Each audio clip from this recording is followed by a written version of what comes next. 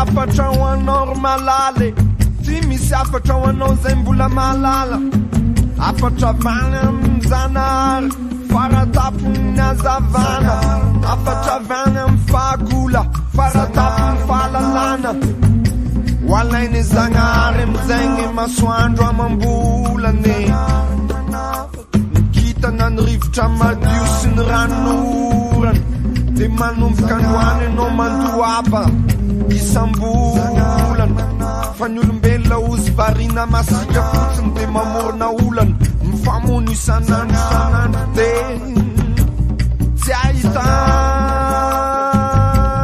fiarahamonina diavolana fanotranona findra tsy mitovy ny zorony ny fosiny fanahy efa nameko anao nataoko sorony tsy betsaka mantsy ny azo anatodizany vorona raha misy mandrava zanahary any ambonay mamorony eka ho malala eka ho malale eka ho malala eka ho malale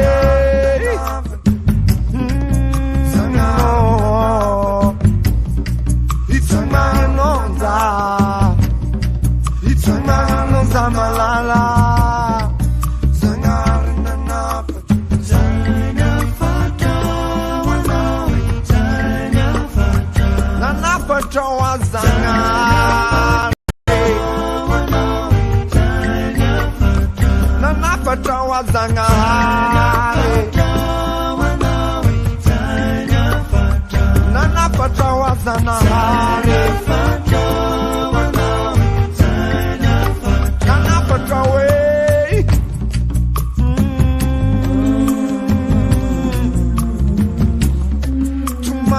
malala fatsita le kadasitry Madagasikara malahelo mafy malala fatramizao tsy hita ihany le kadasitry Madagasikara fanafentrano taranaka pisolelaka am'ireny kely reny malala malala meo fiavanao meo fazakony ianao miantoka ny feo antezany miantoka ny tonony malala samy mitondra fonony fafitiavana ny ataotsika fony ananao asisany mba mahita fo magnoraky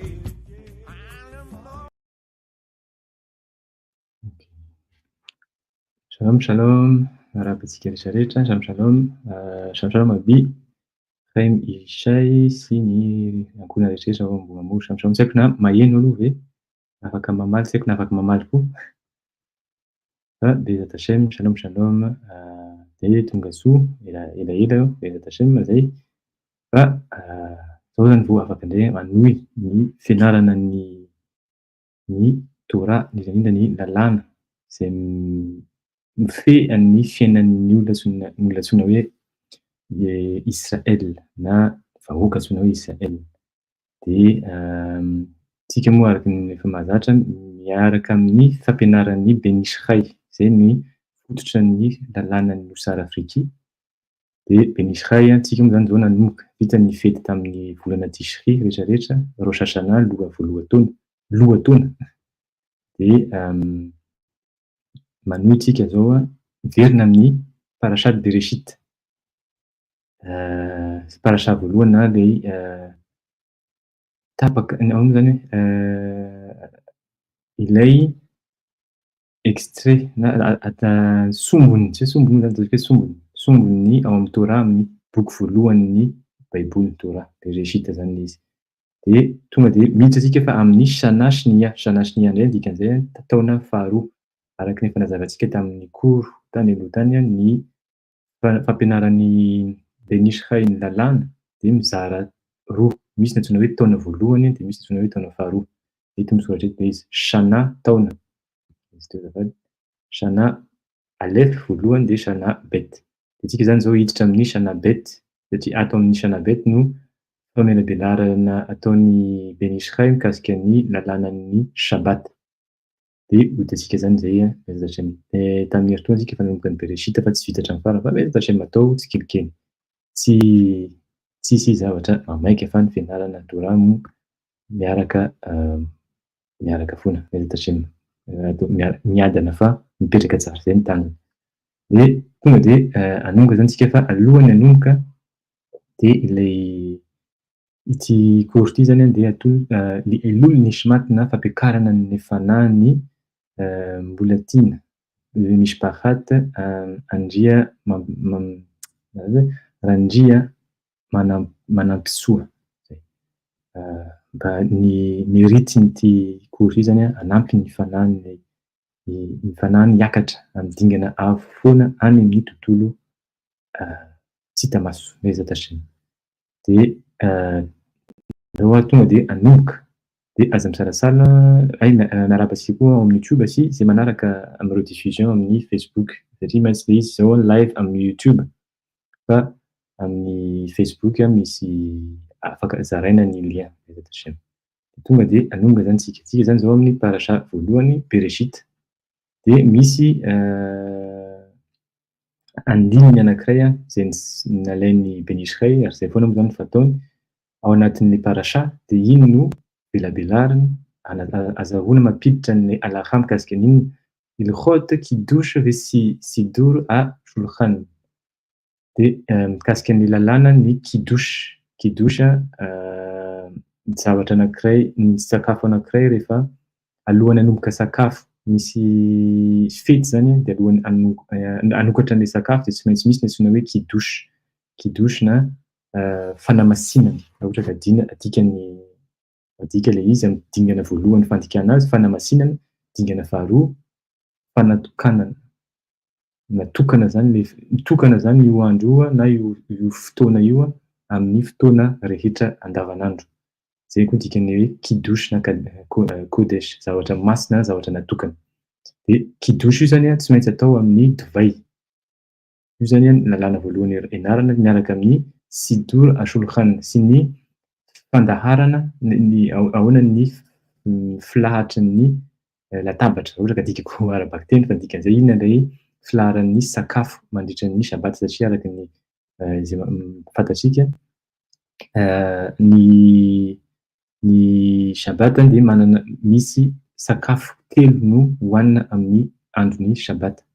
Sakafo telo dikan'izay amin'ny hariva avy miditra amin'ny Shabat dia avy eo ny marainana iny dia ny amin'ny tolakandro aorian'ny tolakandro Bezatra. Fa hozatsika amin'ny sipriny fahalohan'izay aloha zany jery tsika amin'ilay hoe inona tsara ilay hevitra, inona ilay kavanà na ilay fifantohana tokony ananana rehefa miditra amin'izany antsoina hoe fanatanterahana an'ilay mitzvah na lalàna didy napetraka Hashem mikasika ny kidouche Bezatra. Zay zany no trandrasika. Dia ny pasoka ity izy ity Bereshit toko fahatelo andininy fahaenina ותראה האישה כי טוב העץ למאכל וכי תאווה היא לעיניים ונחמד העץ להשכיל ותיקח מפרעיו ותאכל. Misy sity zay atao hitako amin'ny teny gasy jerentsika aloha ahoana ny fandikana an'izay amin'ny teny gasy hoe mifanalavitra be samy mitovitovy ihany amin'ny teny hébreu. Tia sity anankiray ny baiboly.net ity sity voalohany hitako tao amin'ny internet tonga dia jerena chapitre fahatelo dia ity izy ity dia hoy izy fakitsika ary hitan'ny ravehivavy fa tsara ho fihinana ny hazo sady mahafinaritra ny maso ary hazo matsiriritra ampahaendry zafady dia nanotazana ny voany ka nihinanany azafady ka nihinanany ary nomeny koa ny vadiny ka dia nihinana izy. Verokely satria tohiziny izy ty izy ity ותיקח מפרחו ותאכל ותיתן גם לאישה עמה ויאכל. dia zay zany a izy teo feonan-kely antsika aiza tasany ie dia zay zany a ny dikany dia lasa aloha raisina amin'ny teny hébreu le izy satria marina le dikany fa ataontsika hoe misy hevitra mety hoe tsy voaresaka tsara tsy hoe voaresaka tsara fa arakarakin'le nazahoan'le mpandiky azy a dia zay no nadikan'izy fa raha ohatra ka dikatsika ara-baka teny mihitsy a misy dikany hafa koa azontsika dia izy vatereha isha ary hitan'ilay vehivavy kitov haetsa le mahakal fa tsara hozy izy ilay hazo ho hinanana le mahakal no fihinana zany tsara fihinana zany le hazo vehi hata'avahu le enaim satria koa izy a ta'avahu le enaim misy ta'ava izy izy a io amin'ny maso ta'ava io a efa tena jerena tsara ny fototeny ny fototeny antsoina hoe ta'ava iry fanirina misy fanirina zany fitsiriritana avy amin'ny maso ny ilay hazo izy izy dia nehmady am'izay antsoina hoe fafinaretana mahafinaritra haes le haskiny misy fafinaretana izy izy a ilay hazo amin'ny haskily ary nadikany tato izy hoe mahatsiriritra ampahahendry misy izy azy dika teny zay satria haskily zany avy amin'ny sechel amin'ny atido na fieritreretana fa izy tsy any amin'le fahendrena satria fahendrena mantsy a chokhma eto izy tsy miteny chokhma fa le haskily zay a amin'ny ohatrany hoe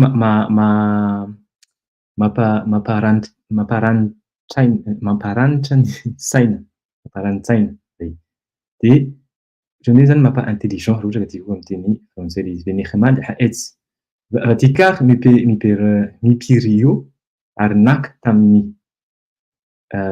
voniny ny vehivavy vatohal ary nihinana dia nitohany moa zany tsy napetraka ny benisray fa tonga dia zay aloha zany a voalohany ny hevitra le pasoky na le andininy tian'ny benisray ho trandrahana ary araky ny mahazatra lasa ho jerentsika aloha izy zavatra teneny dia ine raboteny ho zehona mivraha amroa be masechet brachot daf mem et she'achal adam arishon et haya od amru sham gefen haya od amru sham ta'ana haya zao izy izy ny fampianaran'ireo olon-kendry ao anatin'ny Gemara Maseret Brachot hito ny référence ho an'izay te hitsandraka any fa zao izy izy tonga dia tenenin'ny Benisraël le izy ny olon-kendry izy izy ao anatin'ny Gemara rehefa miresaka an'ity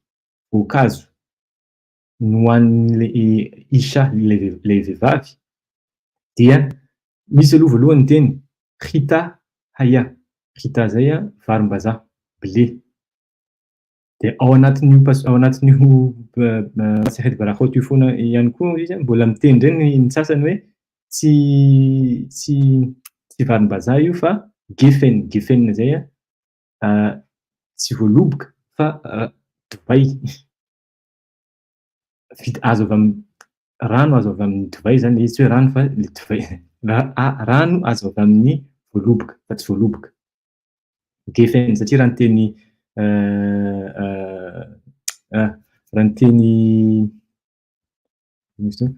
teny izy hoe voaloboka dia tsy izy gefen misoratra eo fa vetivety fotsiny adiniko ny amin'ny teny azy amin'ny teny hébreu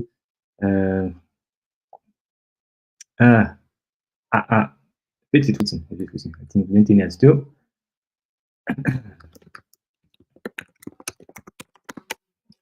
vetivety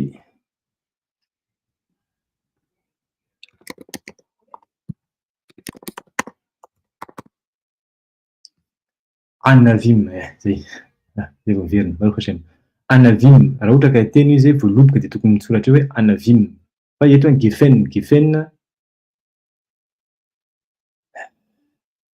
vokatry ny fanovana an'ilay anavima na fanovana an'ilay ilay voaloboka. Novana ilay voaloboka de nahazo gefen. Gefen zany a tsy iainona ary le izy fa gefen tena anarana mihitsy manokana mihitsy. Aiza tazay de ozy izy. Misy indray ozy izy a olon-kendry hafa miteny TNA haya, TNA indray a figue. De hitantsika zany zao a fa ao anatin'ny resakin'ireo olon-kendry ao anatin'ny Gomara, ilay voankazo no ataontsika hoe anton'ilay resaka ao anatin'io Masayid Brahot io anisan'ny antony moa zany. De miresaka zareo hoe inona kay zany izy io? Inona io zavatra io?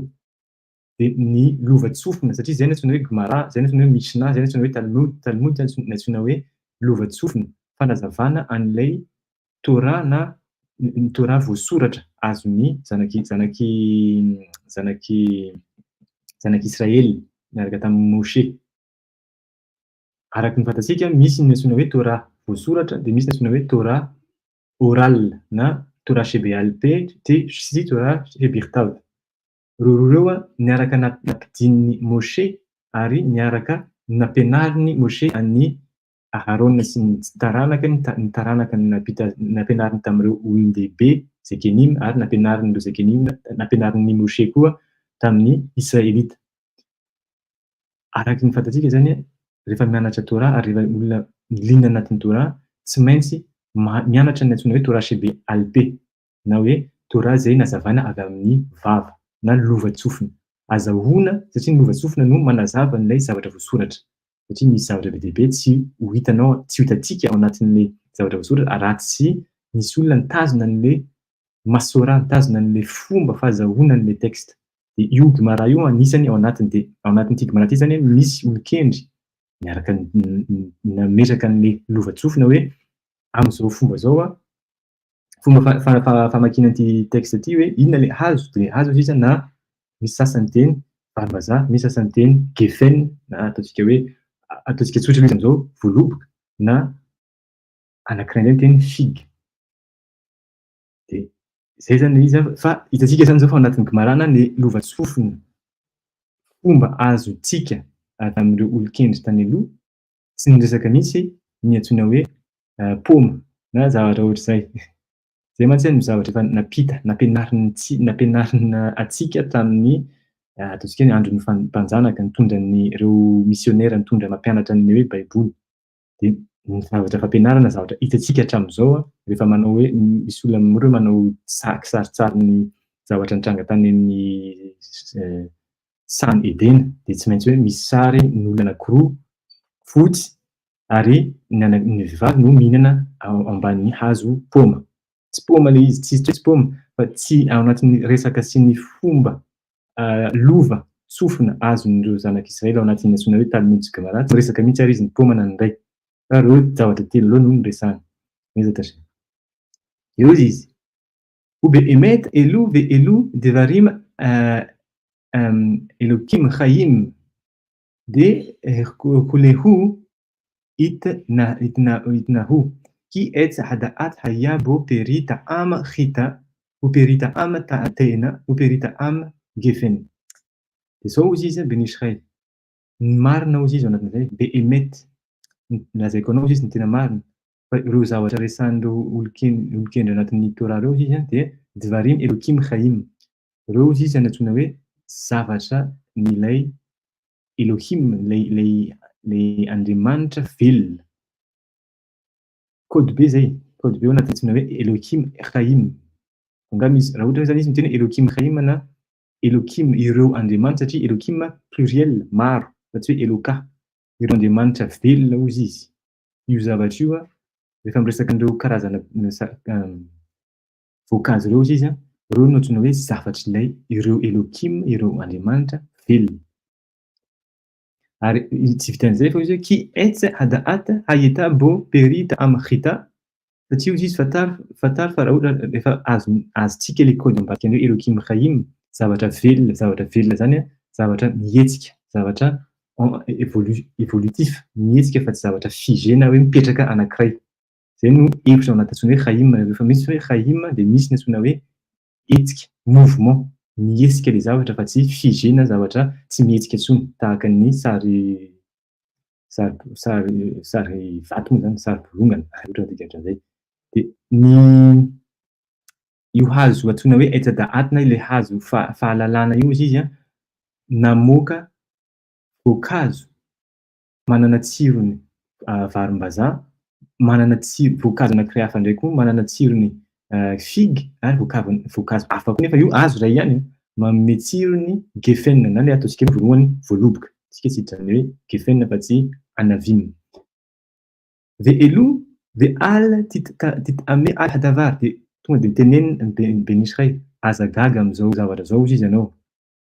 Fampianarana zany ilay izy hoe rehefa ny olona anankiray zany liana anatin'ny Torah ary mandray an'ilay lova-tsofina hazavainy ao anatin'ny Gemara, tokony ny fomba fianaranao izy sao dia gaga anao sao dia satria ny fomba fianarantsika hatramin'izay rationnel zany zavatra takatry ny sain'olombelona. Zavatra takatry ny sain'olombelona ilay zavatra iainantsika olombelona eto amin'ity tontolo ity.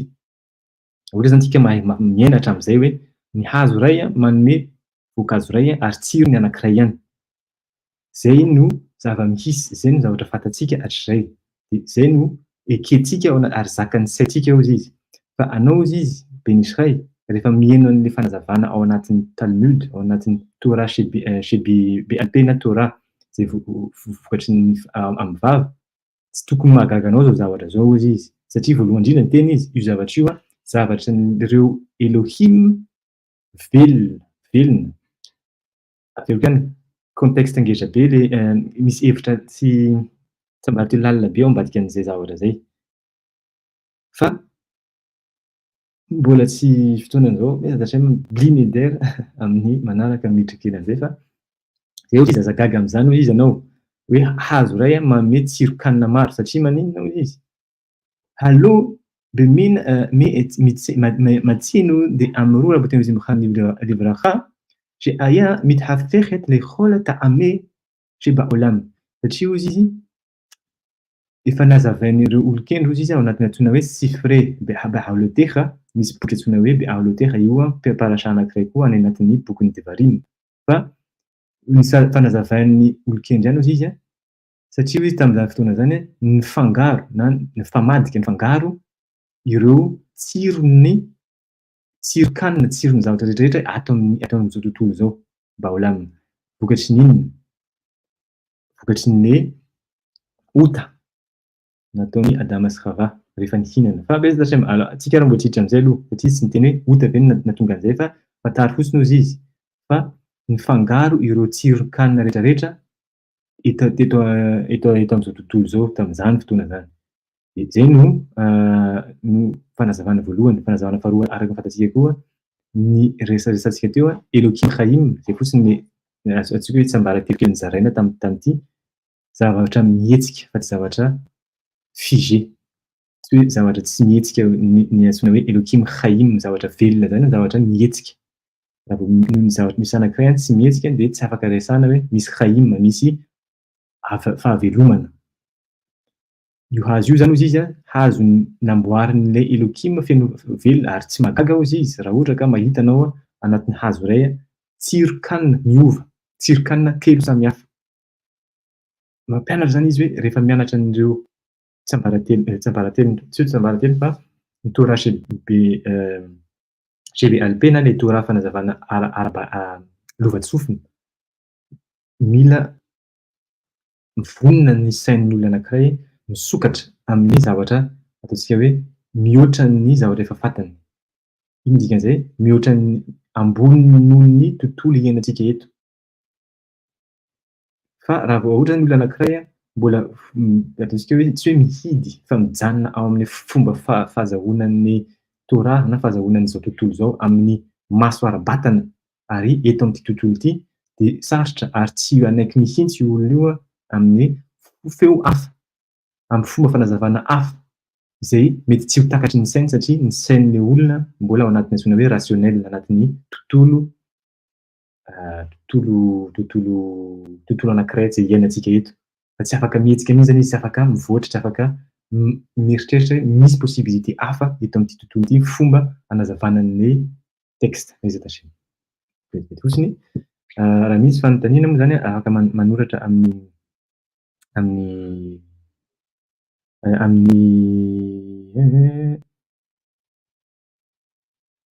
amin'ny messenger na fa misy fanontaniana kely ity zezana kely.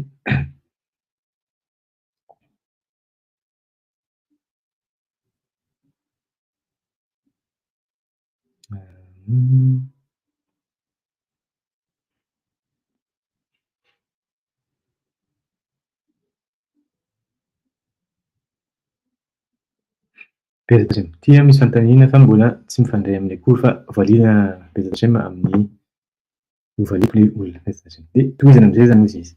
بنرى دي حياة بعد حدقات بيوت مش لوشا منايم إلو هشم شهم زفاد رشيتي فوت خجات تسوم زوجيز وزفاين أم زوجيز ليجا أم فمي زفاين وزيز فيو حازو نفعلالana io izy de ny voankazo mivoaka ao anatiny izy misy tsirony telo, misy karazany telo. De ny anaran'ireo karazany telo ny voankazo eo izy manome teny anankiray antsoina hoe khagat. Khita manomboka hitantsika teo izy teo, khita manomboka amin'ny khet hitantsika eto ity izy mena io. De avy eo gefen gimel de tena taf varimbazaha voaloboka sy figy. De ireo izy manome ny antsoina hoe khagat. Rehefa alainao zany ny voaloha renin-tsoratra an'izy ireo teny telo ireo. Ou مخزنيم شلوشا كافين شي ام خسد جفورا تيفريت. De io izy no mampatsiatsika an'ireo lalana telo ao anatin'ny sefirot efa ho an'izay efa zatra mianatra anatin'ny mosara afriky sy ny sodiny tora misy ny antsoina hoe sefirot. Zay zany tsy antsoina am'zay fa misy koro maromaro efa natao tany aloha mikasika an'ireo. De izy ireo anarana voankazo telo ireo izy manome allusion, manome mampitaha an'le hevitra ao anatin'ny sefirot hoe misy lalana telo izy izy. Chesed, Gevora, Tiferet. Fa chesed fahasoavana, ilany ankavanana. Gevora fitsarana na hery ilany ankavia. De Tiferet ilay splendeur izy amin'ny teny frantsay, ilay lalana eo anivon'izy roa, eo ampovoan'izy ireo lalana roa ireo. Asher gamken rachetevot shelosha khagat. De satria izy ny rachetevot na ny renin-tsoratra manomboka amin'ireo teniteny loko izy manome ny khagat, khet, chesed, gevora, gimel, tiferet, tav tahaka ny eto ity zany. Zay zany mahatonga izy miteny hoe mifandray ireo zavatra telo ireo. De voalohany zany zavatra hitan'ny Ben Ishray matony Chachamim ao anatin'ny Gemara miteny hoe varimbazaha na voaloboka na figy raiso izy izy raiso misy kôdy izy ambadika an'izay marina fa arabaky tena ireo voankazo telo ireo karazana zava-maniry telo ireo no resahana. Fa misy hevitra miafina ao ambadika fa tara izy fa fandray amin'ny sefirot chesed gevora tiferet ireo zavatra telo ireo. Zay zany kôdy voalohany zany Ben Ishray. Asher gamken rachetevot ve'adam שנקרא עץ השדה, הנה גם בו יש להם קווים שהם חגת, ולכן זכר הכתוב שלושה חלוקות, טוב העץ למאכל כנגד פירות שהיה בהם טעם חיטה, ונרמזה החיטה במילת טוב במאכל במילואים תת וו בית אותיות האמצעיות אם הכולל עולים מספר חיטה שהוא כף בית. Eto izy miditra kely teknika fa loasika misy hiditra amin'ny teknika satria zay moa zany fampianarana de tsy maintsy ezahana zay. De ozy izy zany fatary koa izy fa any amin'ny ao amin'ny bokin'ny Devarim tiany référence ny olombelona hozy izy de ampitahina tahaka ny aitsy na hazo hazo antsaha ao antsaha.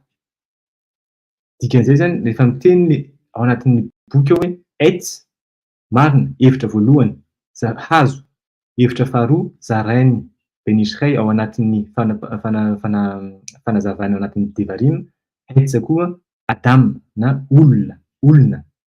Adama ny Adama izy dia antsoina hazo ao antsaha. Rehefa hazo zany zay, rehefa azontsika zany zay concept zay, rehefa miteny zany izy hoe Etsadaat tov vera, io Etsadaat io nanome na hazon'ny fahalalana io izy manome tsirona manome karazana voankazo 3 de soloina fotsiny zany ny kôdy rehetrarehetra. Adama hozy izy anankiray manana na mamoaka lalana 3 chesed vora tiferet.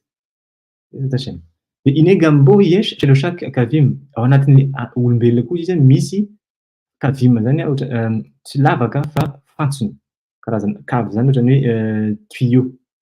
Misy lalana ataontsika telo, lalana 3 izy. Shem Chagat chesed vora tiferet, zay nitsika teo velahen zachar hakatov shelosha chalukot. Zay hozy izy mahatonga an'le reo olon-kendry, ny anton'le olon-kendry ny resaka an'ireo karazana tsiro voankazo mivoaka amin'io hazo io.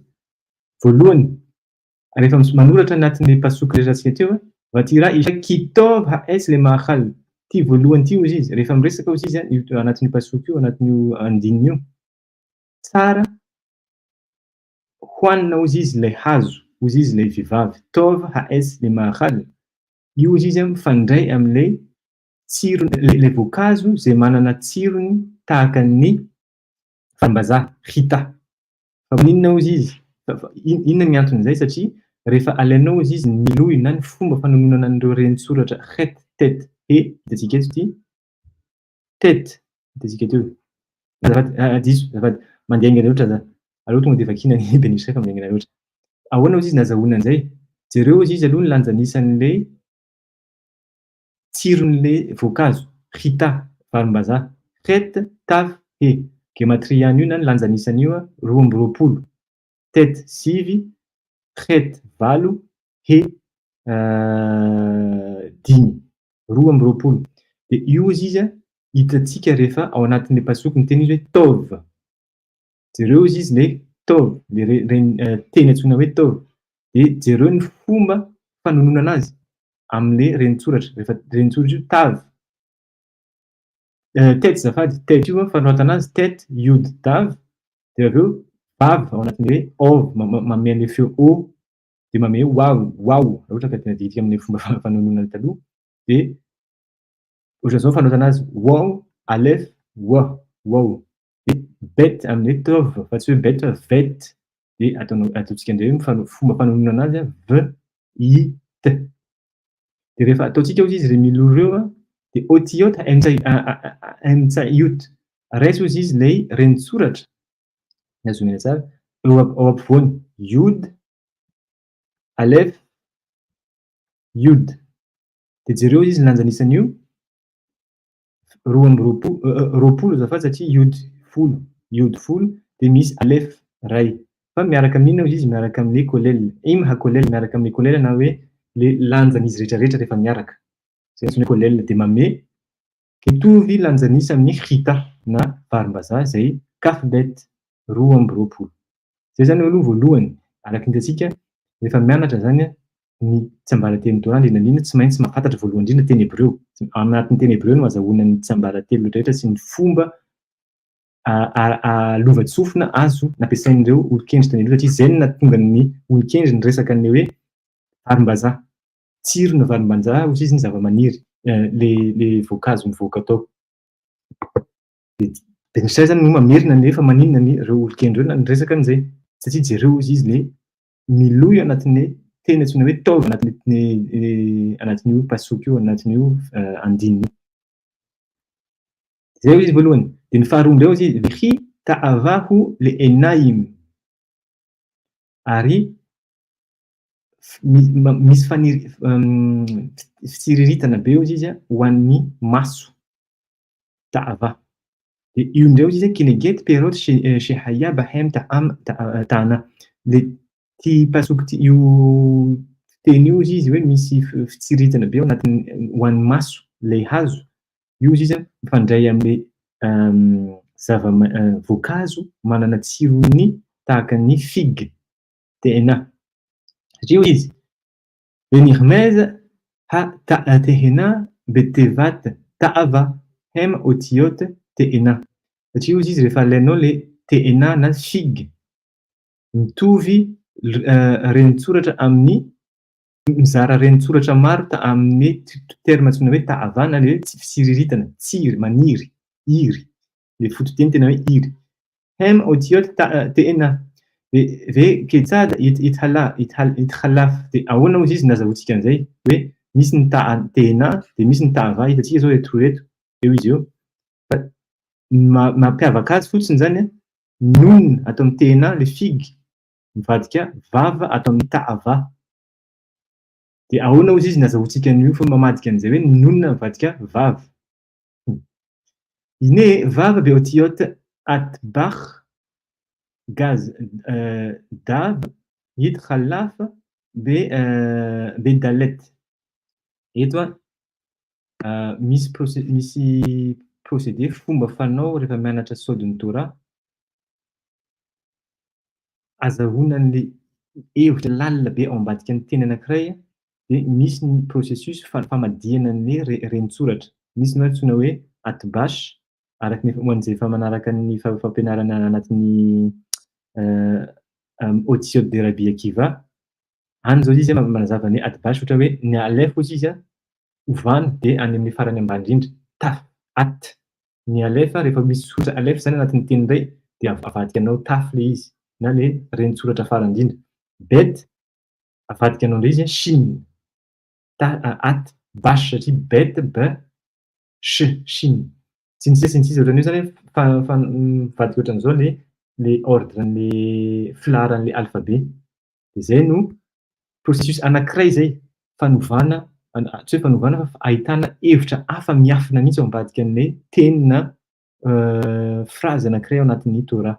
De eto misy fomba anankiray fanovana azy, misy ny antsoina hoe atbach. Ny alef ozy izy ovao taf, ny bet ovao het, ny gimel ovao zain, ny dalet ovao vav.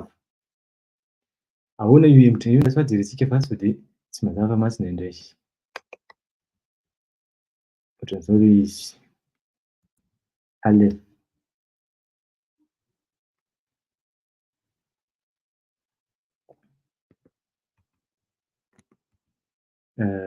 Bet, het, gimel, zain, dalet, vav, he. He. Eto izy mety atsika tsara angambany.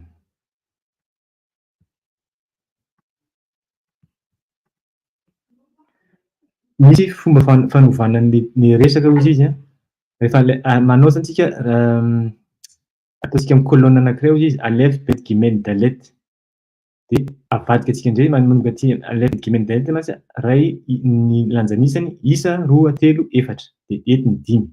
De leo isa, roa, telo, efatra reo izy ampifanandrify amin'ny avy any amin'ny sivy, valo, fito, enina. De rehefa avy eo ohatran'izao zany endrikany. Raha ohatra misy soratra zany eo alef de lasa tokony manome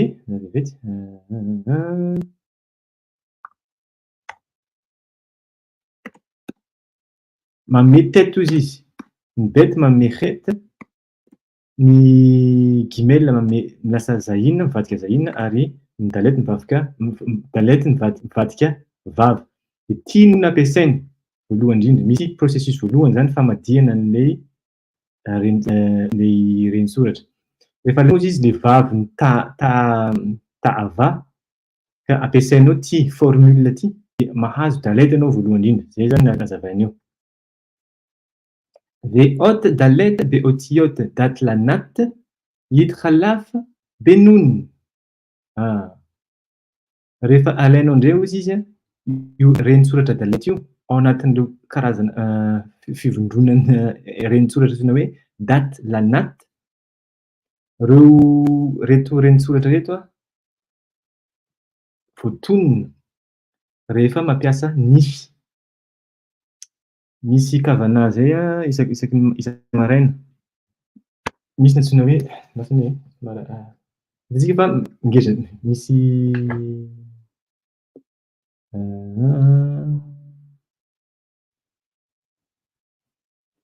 rasy hoe mandeha izy zany sa tsy mandeha eto fotsiny de misy olana kely.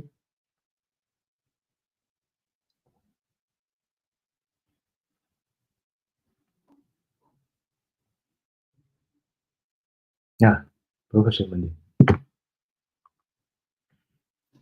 Rehefa vita ny birkata shahar anatin'ity sidrosity dia misy ny antsoina hoe tikony hanefesh. Dia ao anatin'ny tikony hanefesh io misy fanamboarana mikasika ny vava. Ao anatin'ny vava misy renin-tsoratra be dia be mitonony ny ato izy voalohany zao hoe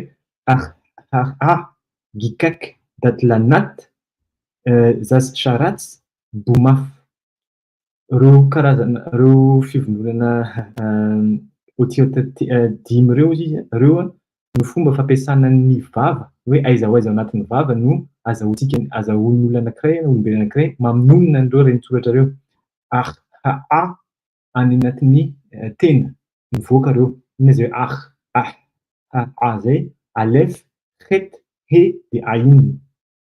Zany soratako eto koa le izy satria tsika manoratra tsara fa amin'izay mba mazava. Ity aloha zany le opération voalohany nataony. Opération faharoa nataony amin'izay ohatran'izao. Misy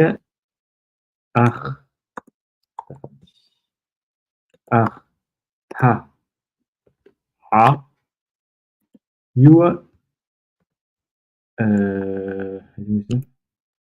ao anaty tenda ny fanononana azy.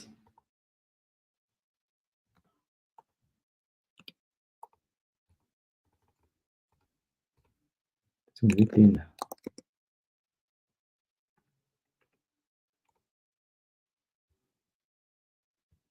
Sady somary sarosarotra kely.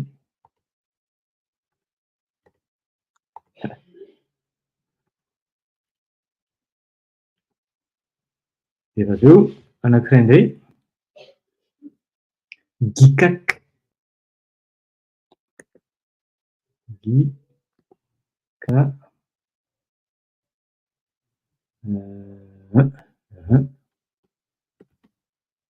Reo renin-tsoratra reo indray izy rehefa mampiasa ny antsoina hoe palais. Palais moa zany ataoko amin'ny teny frantsay ilay izy satria atao ambony ato le gikak atao palais ilay izy. Le nofotra ao ambony zay vao mahazo an'io g mampiasa ao amin'le palais le ataontsika hoe membrane ao ambony gikak iod rehefa miteny iod koa gimel iod khaf na kaf tsy maintsy eo de kof ao koa zay vao mivoaka io feo io. Dia tahaka an'izay koa izy eo amin'izay misy ny hoe datlanat.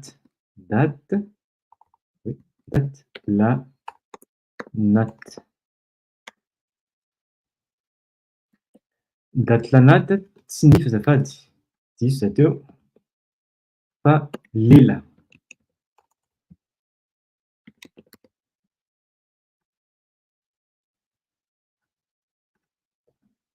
Ny lela no ampiasaina rehefa tia aheno an'ilay feo datlanat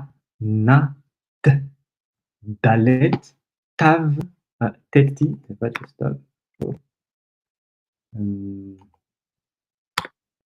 zay dat dalet tav lamed nun tav. Dalet tet lamed nun tav.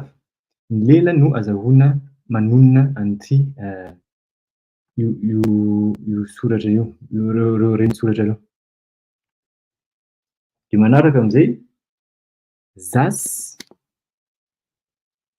ohatra ratsy. Reo indray a zasy zasy, saratsy na saratsy. Ny nify, ny lela mila midona amin'ny nify zay vao afaka manonona an'ireo. Nify. Nify. De ny farany am'izay bomafy. Bomafy. Io indray a molotra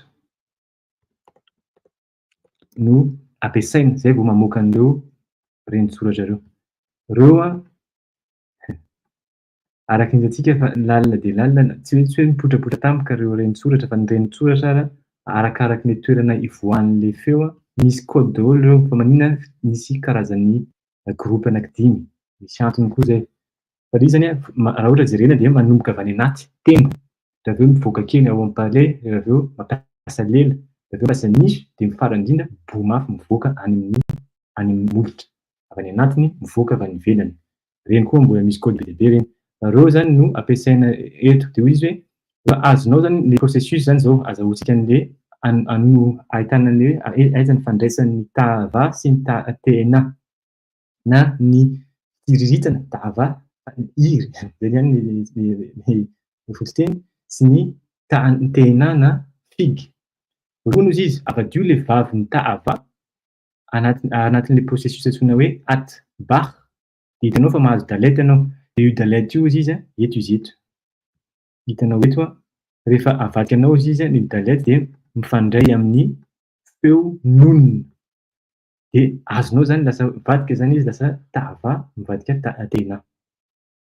Mila fantarina zany hoe inona ny code-n'ity formule ty, de inona ny code-n'ity formule ty. Fa mampiasa iny lela, lachaune. Zay no ifandraisan'ny figue sy ny tava. Lalina le izy fa mila resana satria zay rehetrarehetra reny raha tsy fantatra de ataontsika hoe mamaky fotsiny tsy de hita hoe inona tiany ambara. De io izy io dalety io izy VHOT iray renin-tsoratra. Dalety VHOTIOT daty lanaty avy anatin'ireo fivombonan'ny renin-tsoratra hoe fanonona amin'ny lela daty lanaty. يتخلف أريفاتك لسنون يوزي في سيدير خلوف كازي نمتا بالصود 4 نهارات يو فومبا يو اوبيراسيون na Tokyo izy zany benishray de filaharana fampiasana raha ohatra amin'ny kasika ny tsiambaratelon'ireo renirano efatra. Ino ireo renirano efatra zay mivoaka ny Gan Eden. Eo koa izy manome ny olona zay mamaky anazy lalana hoe ampiasao ne io zavatra io de jereo tsara le anaran'ireo renirano efatra reo zay mivoaka amin'ny Gan Eden. Gihon, Pishon, Efrat de izy anankiray vety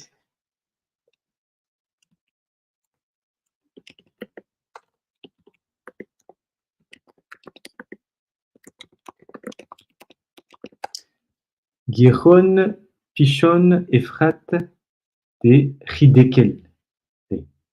Reo izy jereo any koa fomba misy code zany tiany benishray zarana fa tsy afaka miditra lalina amin'izy izy fa jereo izy fa io ny tsiambaratelo anatin'ireo renirano efatra mivoaka avy any amin'ny Gan Eden. Ve'od matsino le rabeno Arizal chez Nish Tamesh Behiluf Kayotse Bazé. De tsy vitan'izay izy izy fa hitanao izy moa Aria Kadosh Rabbi Yitzhak Loya Ashkenazi koa izy mampiasa an'io fomba ataontsika hoe opération atao azahoana mitrandraka tsiambaratelo lalina be ao anatin'ny teny tsotra anankiray. De zay zany izy jereo izy fa zay ny azahoana an'io nahatonga ny olon-kendry ny teny hoe misy tsirony anankiray hafa io voankazo io, misy tsirony antsoina hoe figue ary mifandray amin'ny pasoka antsoina hoe ary misy feno tsiriritana izy amin'ny maso io le hazo. De fahatelo am'zay izy de nihemady haety le askily ary fafinaretana ho amin'ny ataontsika hoe amin'ny raha ohatra te ho aranitsaina ilay hazo. De io ndray izy kenegena shehia bahema ta'am gefen satria hozy izy io de mifandray amin'ny tsiron'le voankazo rehefa tahaka ny gefen, tahaka ny divay, tahaka ny ataontsika gefen moa zany, tahaka ny rano azo avy amin'ny voloboka. Ki hagefen yote mimeno ya iny shehi mifakea satria hozy izy ny gefen de mivoaka avy amin'ny yain rehefa antsika zany teny hoe rehefa misotro divay de miteny hoe boreperi hagefen fa fantarina izy fa le gefen mivoaka avy amin'le divay. Le divay zany tsy le divay no tenena hoe boreperi yain tsy zay mihitsy le atsika fa hagefen. Ny gefen mivoaka rehefa vita tsara le divay. Inona ny kaodin'ny gefen hozy izy? Io hozy izy mipakea, manokatra mamparanitra ny maso. Pokea, manokatra maso ny gefen zay voaka avy amin'ny divay. Kemosh amru raha vao teny hoe zikona amin'ny bracha de matsakhay tiomam khamkha ve rihani pikrin benirmezu anavima be tevat haetz le akhil araky ny tenenin'ireo olokendreo anatin'ny matsakhay tiomam izy izy tsy misy teny hoe khamkha ve rihani pikahim. Ny material sy ny rohani ny tontolo ara material sy tontolo ara-panahy rohani izy izy de hisokatra ho anao, misokatra mampisokatra ny divay zany mampisokatra an'izay ny olona ataontsika hoe ny herin'ny divay de azahoan'ny olona anankiray mijery lavitra noho ny tontolo ataontsika hoe tontolo hita maso. Fa manokatra misy izy raha manampy amin'ny olona anankiray mijery mitsinjo ny tontolo ara-panahy. Zay ny ao anatin'ny fambaran'ireo olokendry mikasika ny divay. De hozy izy ve nirmaza anavima betevat haetz le haskil. De io izy no tian'ny pasoky tian'ny andiny tenena amin'ny hoe ilay hazo izay mamparanitsaina na mitatra ny sainany. Ki ot haetz im hakolel shte otiot olim misy pa mena avy. De io izy no fandray amin'ny voaloboka zay izy vao tenan'le voaloboka anavim satria avy amin'ny voaloboka no azahoana ny divay ary ny divay no mamoaka ny gefen. Zay zany misy kody anankiray koa ao. De jereo izy fa rehefa ilainao le hoe etz na hazo gematrian'io izy zany lanjan'isan'io tahaka ny me anavy na voaloboka ray, voanina-boaloboka anankiray. Rehefa alainao ny gematrian'ity de ampianao kolel anankiroa shtéotiote amin'ny otiote anankiroa mifanoratra aminy manome 160 manome 160 gematria de plus an'le otiote roa ain sy tsade de manome 162 zany. Tahaka ny me anavy na tahaka ny voam-boaloboka anankiray. Roteloma sheyesh be'etz ta'am me ana satria zay hozy izy mahatonga ny hoe misy ao anatin'io hazo maniry io tsirony voaloboka. Zay zany no fanazavana voalohany resan'ny Ben Ish Chai mikasika ny pasoky io. Ary nefa aza tsy maintsy adinjika fa inona ny fandraisan'izay sy ny lalàna mikasika ny kidosy. Mazava izy zao satria zay ny fanazavana farany io hazo io izy misy tsirony amin'ny farany hazavainy teo tsirona divay, tsirona voaloboka zay manome divay zay amoaka ny antsoina hoe gefen. De ny kidosy nefa tsy maintsy atao amin'ny divay. Fa zay rehetrarehetra zay zany fa maninona miditra lalina amin'izany, fa maninona maka fotoana ary be ngeza be le fanazavana zay vao hiditra amin'ny fanazavana ny kidosy satria misy sody ngeza be averina ihany raha tena mandalina tsara amin'ireo fanazavana ireo feno tsiambaratelo be dia be ary manampy amin'ny fomba fiainana eto tena marina satria ho hitantsika izy hoe inona daholo ny hevitra ao anatiny. Voalohany zany araka ny ohatra fitininy misy karazany telo ny tsiron'ilay voankazo mivoaka anatin'ilay hazo fahalalana tsara hazo fahalalana ny ratsy sy ny tsara. Ny voalohany varim-bazaha blé, faharoa figue, fahatelo geffen. Tazomiko le geffen satria hitantsika teo fa tsy divay ilay izy fa le zavatra mivoaka ao izy hageffen IOC mimeno tia hadadiny fa misy kody koa hageffen IOC mimeno iainy ao anatin'ny geffen ao izy no mivoaka ny iainy ay diso teo tsy hoe ny iainy no mamoaka geffen fa hageffen no mamoaka IOCA mimeno ao anatiny iainy zay vao mivoaka ny iainy zany ny résultat farany fa tsy geffen vady fa maty kely izy teo dia ny iainy no manokatra ny maso okey eo izy velachena beetige anahnu נכנסים לשבת נעשה קידושת השבת בשלושה דברים לתקן כל עץ הדעת שנעשה סמוך לכניסת שבת שהיה בסוף יום שישי. זהו izy amizay efa azontsika tsara ireo resaka hoe tsirona voankazo resanareo misy anankitelo zay izy mahatonga ny hoe rehefa hiditra amin'ny sabata ny Israel ny zanak'Israel na ny olona manaraka ny Torah dia misy kidushat shabat beshloshat varim misy zavatra fanamasinana telo izy karazany telo izy tokony ataony rehefa hiditra sabata.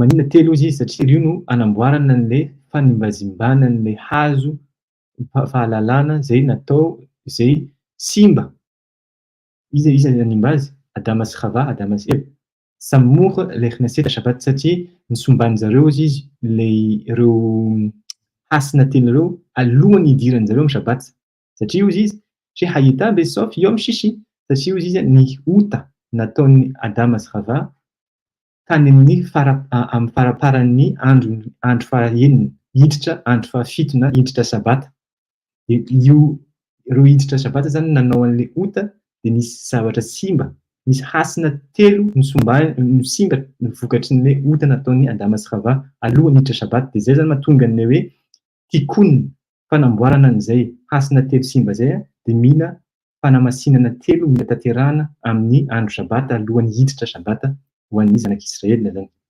Ao anatin'ny Gemara na hoe Sanhedrin daf lamed chet na Sanhedrin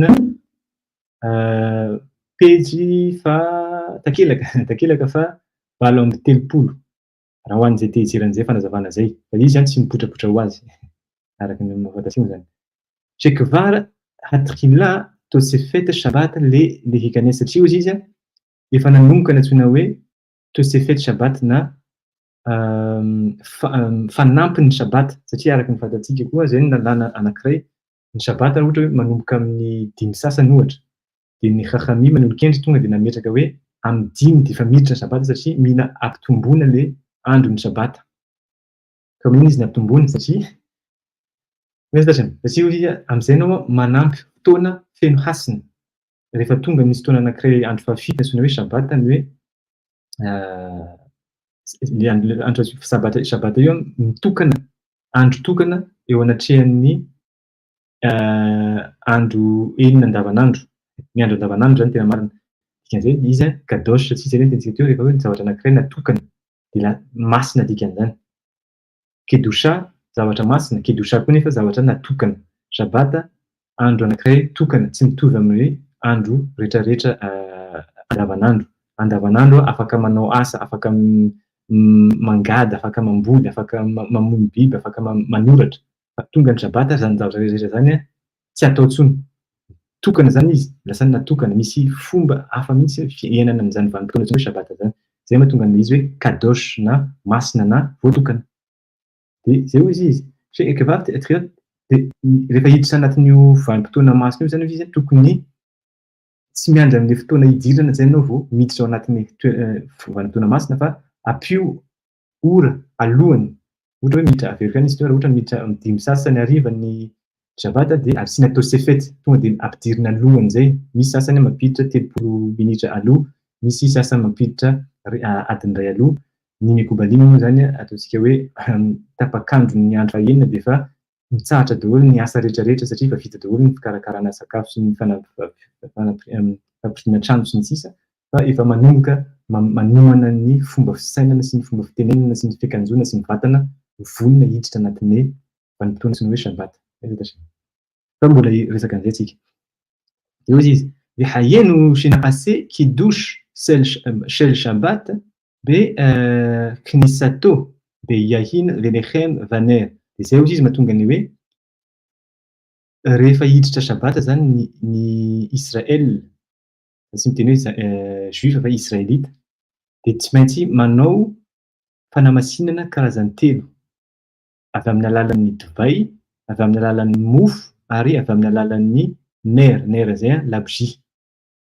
Ireo zavatra 3 ireo zany le fanamboarana le hasina 3 simba vokatry ny otany Chava alohan'ny zareo hiditra sabata. Vetiken shel batira haisha ki tov haes le mahal. Ny fanamboarana le pasok le andininy laza hoe ary hitan'ilay vehivavy fa tsara hohanina ilay hazo. Io izy rehefa mampirehitra labji hiditra sabata ny israelita. Izy moa mampirehitra labji ny vehivavy. Zay lalàna ao anatin'ny Torah rehefa ao anatin'ny tokantrano ny vehivavy no mampirehitra ny labji ary io mitzva ho an'ny vehivavy mihitsy io. Misy karazany 3, misy va 3, tsy hoe 3, ataontsika zay fotsiny. Mitzva tena natokana ho an'ny vehivavy. Ny lehilahy mahazo mikarakara ny labji, izy mametraka azy, ny tena marina zay tokony ho izy. Ny lehilahy no mikarakara ny labji apetraka ny eo le izy fa tsy ampirehetiny. Fa ny vehivavy amin'izay no mampirehitra azy le hadlik ner shel shabat, ampirehitra ny ireo labji ho an'ny sabata. Manina ny vehivavy satria hitantsika zao fa le pasok le andininy milaza hoe hitan'ilay vehivavy haisha ki tov haes le mahal, satria tsara hozy izy le hazo hohanina amin'ny fihinanana, tsara ho fihinana zany ny hazo. Izy no anamboatra azy avy amin'ny alalan'ny fampirehetana labji hidirana sabata. Zay zany kôdy voalohany. Zay zany tokony kavanana fifantohana ananan'ny vehivavy rehefa mampirehitra labji hiditra sabata. Faharoa, tikun shel veki ta'avahi le enaim, ary fanamboarana le pasok na le andinina anankiray indray toy le andinina io phrase io hoe ary feno fanirina hozy izy ny fijerevana feno fitsiritana azafady amin'ny maso le hazo ki te'ena ki hin'at haner haya למראה עיניים, גם צריך גם כן להסתכל בנרות. Faharoa, mbola mifandray foana zany le asa amin'ny zavatra nataon'le vehivavy, amin'le ner hozy izy, amin'le labji nampirehetina. Io izy no azahoan'ny maso mijery anatin'ny aiziny. Mampijery, manamboatra an'ilay maso simba satria ny maso no feno mitondra ny havana, mitondra ny vehivavy hijery an'ilay mitondra an'ilay vehivavy miakatra fitsiritana, zay angamba ta'ava avy amin'ny alalan'ny maso. Zay hozy izy tsahir gamken le histakel be nerot. Zay hozy izy mahatonga ny hoe rehefa mampirehitra an'ilay labji tokony afenina aloha ny maso, tsy mijery ny vatana an'ilay le labji zay minhag, tsy hoe minhag zay koa fomba fatao ny vehivavy vao ampirehetina labji ka mirehitra izy de tapenana aloha ny maso. Maninona mitapina maso satria zay le tikonina. Io maso io no mitondra ny vehivavy nahita fahafinaretana, tsy fahafinaretana fa nahita fitsiriritana. De rehefa ampirehetina zany aloha le labozia, iny no mifandray am'le hoe tsara hohanina le hazo, faharoa hitan'ny masony fa feno fitsiriritana hoy izy, ny maso izy mitondra azy feno mitsirihitra, tonga de takomana ny maso. De zay vao tena ane bénédiction. Tsy maintsy bénédiction fa tapenana kely aloha ny maso zay. Ekita وهيئن شل كيدوش تكون شل في نخماد حيث الياسكين ary ny fahatelo am'zay izy ny fanamboarana ny tena antsoina hoe ary fafinaretana hozy izy misy fafinaretana hozy izy le hazo amin'ny fahalalana, tsy fahalalana fa amin'ny fanareta-tsaina. Io izy mifandray am'le kidouche na le fanokanana an'le sakafo hohanina mandritra sabata avy amin'ny alalan'ny divay. Khamiha ve rihani pikakhin zafady. Satria araky ny nanazavana teo ambony, satria ny divay hozy izy no mahatonga ny olona anankiray mahita mihoatra lavitra ny ataontsika hoe zavatra ara-materialy. Hitany ao hitany olona hozy izy ilay rohani, le tontolo ara-panahy zay mihoatra lavitra ny tontolo ara-batana. De misokatra zany hozy izy ny masony. De dagen i gamken hadas le area de mitafiditra ao anatin'izay napiny kely fa izy mbola tsy nanazava fa rehefa vita koa izy zay de tokony maka ny antsoina voninkazo anankiray antsoina hoe hadas na myrte. Io myrte io izy tsara ho fofonina fa izy tsy niresaka mihitsy izy ny zavatra fofonina hoe fofona manitra tokony atao anatin'ny sabata ary zay zavatra zay azavaina izy any ao afara ao fa misy code io maninona napiny zavatra anankiray fa efatra, telo ny resahany tampoka eo manampy izy fofona. Raha ohatra ka misy fanontaniana aza misalasala rehetra fotsiny.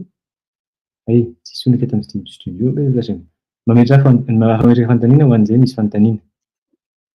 De hotohizany tonga de hitantsika ma satria somary lavalava ihany le izy fa tonga de ataontsika aingakaingana am'zay.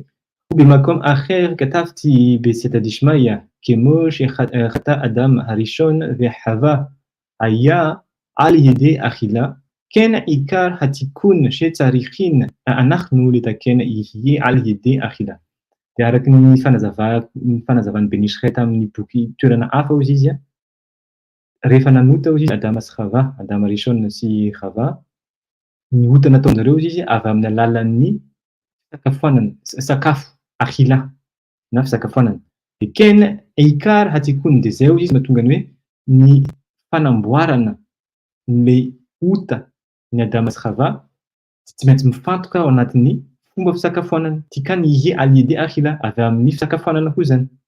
Raha te hanamboatra an'le anisany raha te ho ataontsika hoe lasa aktifa le olona anankiray amin'ny fanamboarana ny otany razamben'ny olombelona rehetrarehetra izy Adama sy Hava de amin'ny fomba finanana ny fanamboarana azy voalohany. Kemoshe matsino be hakshah kelim shel isur de kalima lan.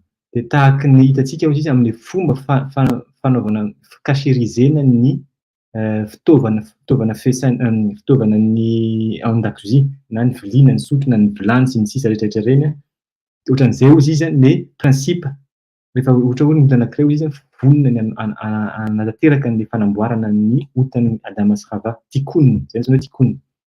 Inona le principe an'le fikaserizena kely anankiray. Ke mbola enaka potlo anatin'ny Maseret Psachim polto zafady. Io misy principe anankiray tahaka ny fampiasana an'le ustensile hozy izy, le fitaovana no fanadiovana azy. Ohatra zao le principe, raha ohatra ka hoe misy vilany fandrahoana zavatra misy rano ao anatiny, ataontsika hoe manao sakafo misy rano, sakafo saosy zany. De matoa izy nampiasaina miafy de mangotraka. Rehefa mangotraka le izy de io vilany io nisitona tsiron'le zavatra nandrahoana tao anatiny avy amin'ny alalan'le izy mangotraka. De raha tian'ny olona anankiray zany raha ohatra ka tokony ho cacherisena le vilany de tsy maintsy ampiasaina amin'ny fomba fampiasana azy andavanandro. Raha ohatra ka hoe dorana le zavatra de mangotraka ao anatin'le vilany de mila asiana rano zany ao anatin'io vilany io de ampagotrahana le rano tena mangotraka be de iny no manala an'le tsiron-kanina ao anatin'le kely. Tahakan'izay koa raha ohatra hoe le grille fanaovana grillade reny, dorana tonga de dongorana amin'ny afo mivantana fa tsisy rano zany hoe mampafana azy. De ohatran'izay ihany koa no famerenana ny cache-route. Cachère moa zany hoe zavatra azo ampiasana indray. Zay ny hoe cachère, zavatra azo ampiasaina. De raha ohatra ka tiana ho averina ho ampiasaina indray zany zavatra de dorana amin'ny afo mivantana. Zay hoe principe. De hena adava zay de tahakan'izay hozy izy ty tikonina ty satria Adama sy Hava vokatry ny ota nataon'jareo izy avy amin'ny alalan'ny sakafo ka tiany amerina an'le hasina na le hanamboatran'le ota de any amin'ny alalan'ny any amin'ny sakafo zany no hanamboarana azy. Zay izy hena adava zay كموشي بعلو هنشموت زحما اليدي أخيلا كان يبلوت ها زحما اليدي تكوني أخيلا تشيو زيز تاك نيولا نكروزي رفا فوكي نيشينا نزفاد أندرو فانا مالوت زي أو ناتني أو ناتني رو سكافوان دي زي ناتوني دامس خبا كان يفلتو أزو أما على يدي تكون أخيلا سيوجي ميلا أنا ما تكلمتي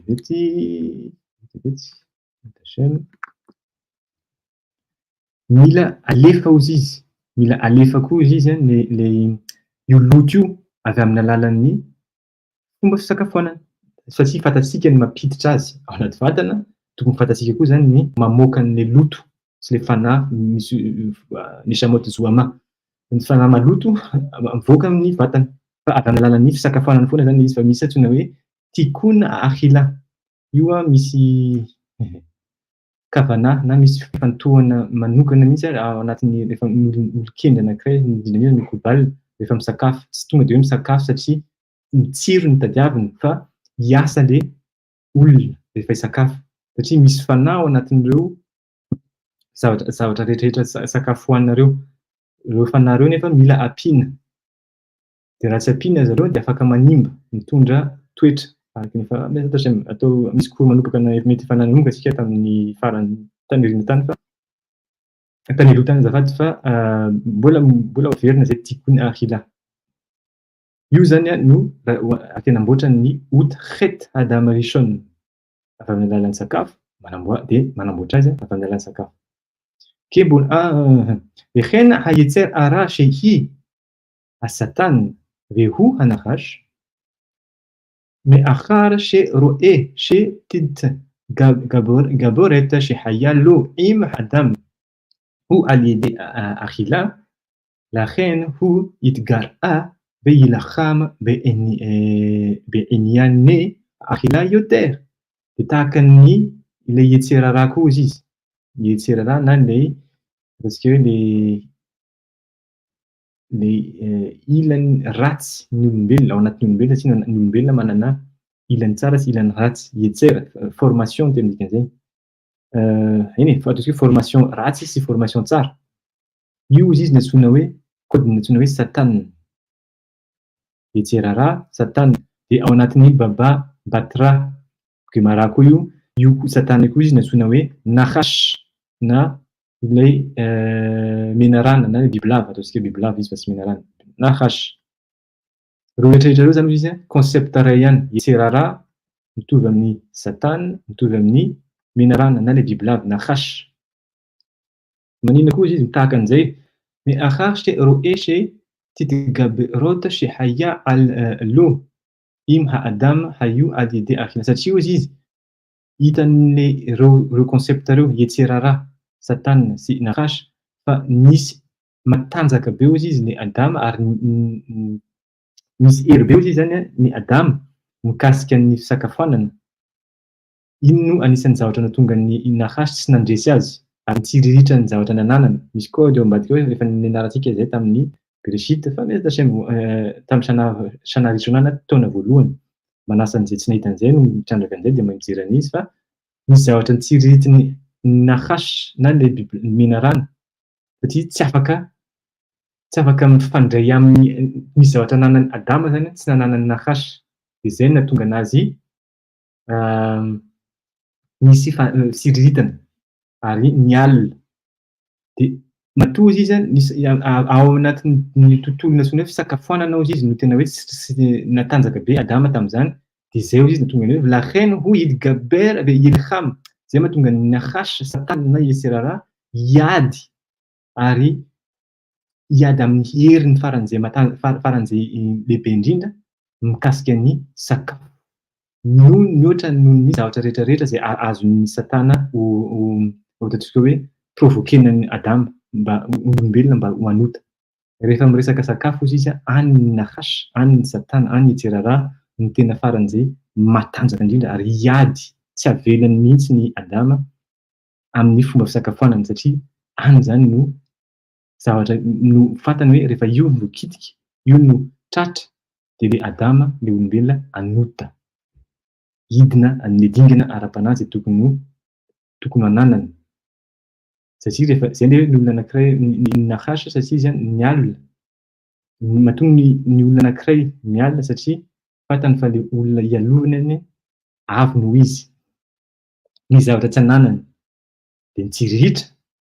Dia rehefa tsy azony izy dia ny tanjony amin'izay zany hampalatsaka an'ilay olona any amin'ny tontolo avo misy azy. Ny Nahash fantaro izy ary izay zany ny kaody voalohany farany ngeza be azontsika amin'ny parasha Bereshit zarain'ny Ben Israël ao amin'ny fisakafoanana. Ao Nahash, ao ny Yeserara, ao ny Satana no hiady ameny heriny rehetrarehetra azahoan'ny Adama anankiray. La reine tsahir Adam le kadesh atsmo be inyane ahina be ioter. Izay hozy izy mahatonga an'izay hoe tsahir ilaina ny Adama ny olona anankiray le kadesh atsmo manamasina ny tenany ao anatiny rehefa miresaka ny fomba fisainany, ny fomba fihinanany, ny fomba fandraisany amin'ny sakafo tokony le kadesh misy hasina. Fa tsy hoe mihinan-kinana ataony hoe naona tonga dia mihinana ohatran'izao na hoe tsy mahafehy tena hoe tsy azo hohanina ty ohatra dia hohaniko kely foana aloha. Aoka aloha. Na hoe misakafo dia tsy mahavita mifehy tena fa hoe eo ilay sakafo raha mbola misy dia mihinana mandra-paha tena voky. Izay zavatra zay rehetra zany izy matoa ilay olona manana an'izany fihetsika izany satria any anie ny Satana no tena ny Yeserara no manosika azy hilatsaka satria raha vao tratran'ny sakafo izy dia vita. Tahaka ny Adama Rishon tonga dia tsy manota. Any izy dia mila miezaka amin'ny Adama hozy izy le kadesh atsmo miakatra amin'ny fahamasinana rehefa miresaka ny antsoina hoe rehefa misy ny tontolo miresaka antsoina hoe sakafo. Ary io sakafoanana eo amin'ny fisakafoanana indrindra hozy izy noho ny fihetsika rehetrarehetra. Ohatra hoe fanajana ny Shabata marina fa avo be fa fantaro izy fa ny Yeserara na ny Satana na ny Nahash bibilava tsy dia any amin'ny Shabata loatra no atakeny antsika no edivany amintsika. Tsy izay. Avelany mihitsy ilay olona manao Shabata mikarakara sy ny sisa. Fa rehefa tonga ny fisakafoanana eo vao mipoitra ny zavatra rehetrarehetra. Eo izy no mipetraka. Eo ny Satana no miladina amin'izay hoe vita tonga zany nareo amin'ny Shabata ndasoara. Alefa ny sakafo rehetrarehetra. Mihinana vita iny tonga dia matory. Fa maninona matory? Ezatra satria tsy voafehy ilay fanahy atao anatin'ny sakafo. Maninona tsy voafehy satria ny Yeserara, ny Satana, ny Nahash ao ambadika izy miandry hoe ataovy ny Shabatanareo, ataovy ny ofisy ary vita shaharit mincha tsisy olana mihitsy ataovy. Hoe Hashem maranareo manompo an'ny Hashem fa andrasako anareo am-pisakafoanana. Eo am-pisakafoanana tampoka miresaka manao nasonara. Eo am-pisakafoanana tampoka miady. be dia be ny zavatra mitranga eo amin'ny latabatra satria zay le zavatra, zay le hafatra ato. De N mitsara برخوت شيحيو بكفانات شليما بهن ميتساد جوف أمي أخال شيحيا نكي نيكول تعرفات إسور شل تلعيم بشل دم بشل تعرفات إسور ببعلي خيم في نيفيلوت في تريفوت بخول ديفري إسوريم raha ohatra izy hoe azotsika tsara am'izay zay fanazavana zay, azonareo izy zay zavatra tandremana voalohany zany inona ny zavatra ara-batana hohanina, ny zavatra ara-batana zay hiditra ao anatin'ny vatana. Inona io? Le sakafo. Voalohany ozy izy. Rehefa sakafo, tandremo ny sakafo tsy kashera, sakafo tsy voatazona tsisy ataontsika hoe israelita niandry, sakafo nandrahoan'ny olona tsy mahafantatra ny lalàna ny antsoina hoe zao no kasher, zao tsy ny kasher. Reny asoro, reny fady rehetrarehetra mikasika ny sakafo. Mila madio izy izy, madio amin'ny lafin'ny loto rehetrarehetra zay voararany ao anatin'ny Torah. Ohatra misy biby jereo hoe biby madio no hohanina fa tsy biby maloto. Tandremo koa izy ny tolaim na ny insecte, ny biby mandady. Reny tsy isan'izany ao anatin'ny sakafo. Anatin'ny salady mila verifiena tsara ny ravina salady rehetrarehetra sao dia misy na biby kely anankiray fotsiny ary. Ao anatin'izay koa ny fihinanana rà, ny rà tsy azo hohanina. Rehefa mandratsa-dra mila asiana sira dia alona ny sira, iny sira iny misintona ny rà rehetrarehetra zay mbola raikitra ao anatin'ny lava-drà. Fantsona hoe lava-drà. Beshela ta'atarovot asoro beba alechaim. Ireo fady rehetrarehetra mikasika ny biby ataontsika hoe biby mananaina, mikasika ny nevelote, mikasika ny terefote nevelote, nevela sakafo anankiray ohatra hoe biby anankiray maty ho azy, misy aretina, nevela zany. Biby anankiray na hoe alohan'izy vonoina, rehefa atao aorian'izy vonoina hita fa misy ohatra hoe tapaka, misy tsembana, zavatra ohatran'izay. Reny koa tsy azo hohanina. Inona zany dikan'izay?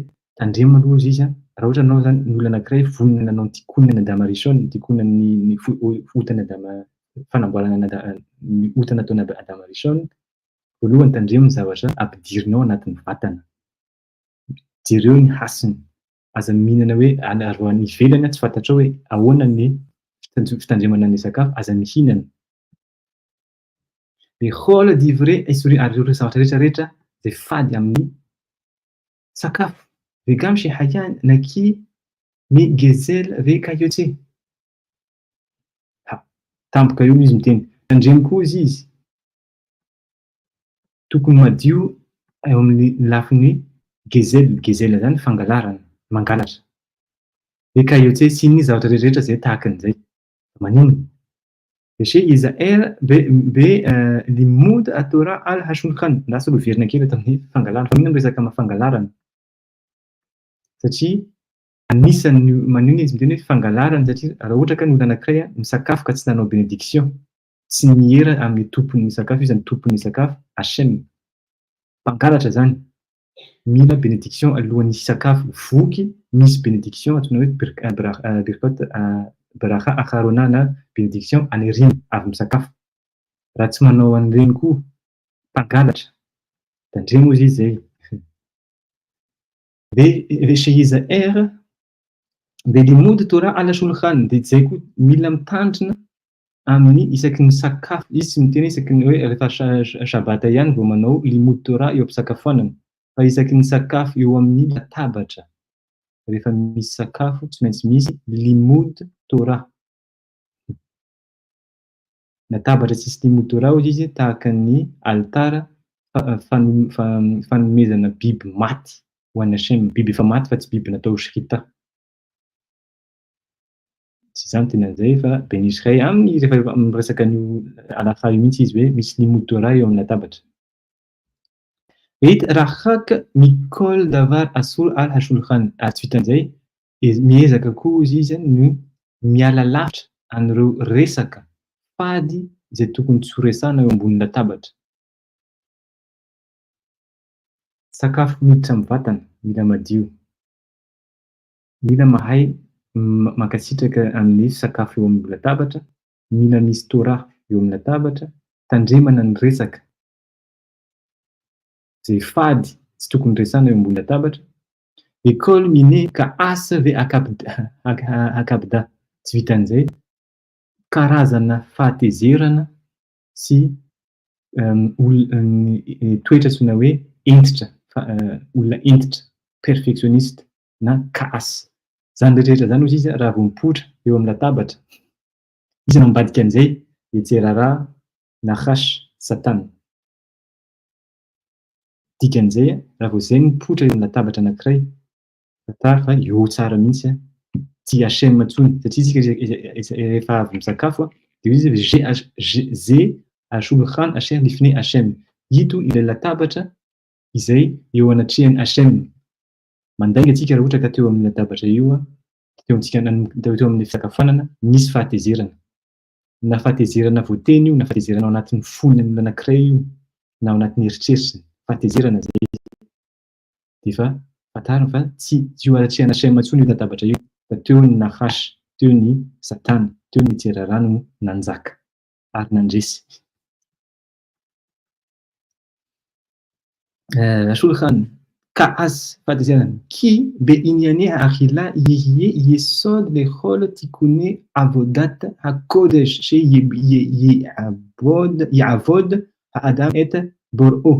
Satria ozy izy maninona reo rehetrarehetra reo izy tandremana reo zavatra fito noresahany teo, noresahany tandremana eo am-pisakafoanana satria reo zavatra rehetra reo izy mikasika ny sakafo io no fototra ny fanamboarana izay napitany Hachem ho an'ireo ho an'ny Israelita ho asa masina ho an'ny zareo.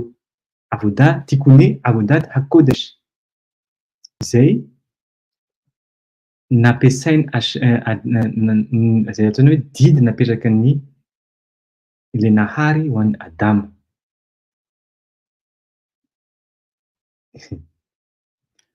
Averiko ihany io ny sakafo ozy izy ny fototra ny fanamboarana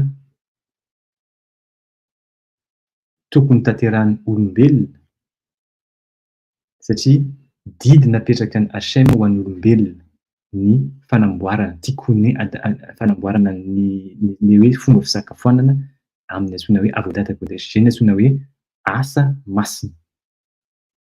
Ny fotoana sakafoanana zany no fotoana antsoina hoe avodat kodesh farany avo indrindra. Tsika mihevitra hatramin'izay hoe avodat kodesh na asa masina izay resahana anatin'ny Torah dia iza ny mpanao azy? Kohen, marina mihitsy izay. Ary inona moa nataon'ny Kohanim? Manome mitondra sorona izay hoentin'ireo Israelita amin'ny ota nataony. Inona ilay sorona? Misy karazana sorona dorana, ho lasa laventy dorana daholo dia tsisy zavatra raisiny nandray. Misy koa nefa sorona inona nataon'ny Kohanim, inona nataon'ny pretra, sorona mihinana ho an'ilay sorona. Dikan'izay misy Israelita anankiray nanota mitondra biby ho atao sorona, io sorona io hoan'ny Kohanim. Fa maninona hohanina, fa maninona zavatra hohanina mahafaly satria izay ihany ny fanamboarana an'ilay ota tikony. Fisakafoanana zany araka ny tenenin'ny Béni Israël fotoana avo be. Izany io no tena antsoina hoe avodat kodesh na asa masina indrindra. Arakaraka ny fihetsika ny tsika zany eo amin'ny latabatra izay no ahitana ny hoe aiza zany ny toerana misy atsika amin'izay antsoina hoe avodat kodesh na hoe asa nameny Hachem ho antsika taranaka Adama. Satria Adama no avy amin'ny alalan'ny sakafo izy no otany Adama. Fisakafoanana avodat hakodesh. Dia efa ho vita izy ity. Velachen amorova vidinao Zechonan ivracha en kidosha ela bemakom seuda. De zay zay koa izy nahatonga andreo olon-kendry niresaka ao anatin'ny Masehet Pesachim hoe ny kidosha ozy izy tsy maintsy atao eo amin'ny toerana fisakafoanana. Tsy afaka manao kidosha amin'ny toerana anankiray nefa anao tsy sakafo eo. Raha vao misy kidosha dia eo amin'ny toerana eo anao no mila farakely mihinana zavatra anankiray. Fa tsy hoe manao kidosha dia avy eo miala. Rimzou les filles d'Arkam Shelo Yitkadesha Ha'adama Bidusha Yetira les flottes Hasigim Asayagim zafat ha Be'olim Bo ela Bemakom Seuda. Satria ozy izy fa maninona eo amin'ny toerana ihany no anaovana an'ilay kidosha. Romain les filles de Racham Shelo ny fomba ozy izy de ohatra zao tsy manao kidosha na manamasina ny olombelona anankiray Adama Bikidusha Yetira tsy afaka manao kidosha na ohatra alaina ny hevitra tsy afaka manao kidosha izy ny olombelona anankiray raha tsy nasiana toetra naka toerana anankiray ary nifaritana hoe ty toerana ty no ho amasinina. Misy siyag, misy fefy, sayagim. Siyag ny singulier izy, sayagim zany nasiana fefy toerana anankiray ho amasinina, tsy afaka ohatra tsy misy fefy amin'ny voalohany, tsy mandeha le asa fanamasinina. Mila fehezina moa zany, fehezina le toerana. De makom seuda de eo satria ho sakafotsika ka anao ny kidosha fanamasinana fanatokana zay koa masina izy. Tsy adino foana zay dikan'izay hoe atokana, matoa le zavatra anankiray tokana tamin'ny voalohany tsy tokana fa maro ny fitambarany be sy ny maro. Fa ho atokana le toerana, atokana le fotoana de atokana le zavatra de nasiana fefy zany. Tonga de ampahafantarina ny be sy ny maro fa ty toerana ty, ty olona ty, ty zavatra ty, ty fotoana ty tokana kadosh. Kadosh zay masina tokana. Zay zany mahatonga an'ilay hoe tsy afaka manao kidosha amin'ny toerana hafa fa amin'ny toerana fantatrao fa efa natokana.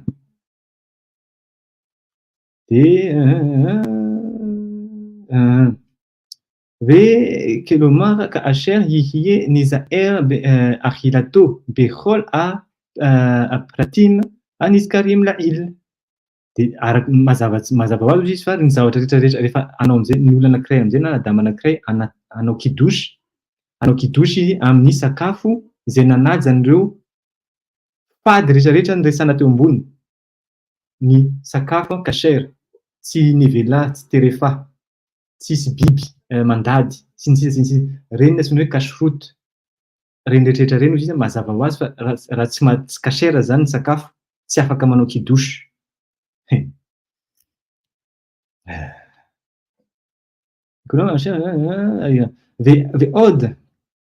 ועוד רמזו חכמינו זיכרונם לברכה לפי דרכם על דרך שאמרו מסכת גיטין סעודה שהנאתח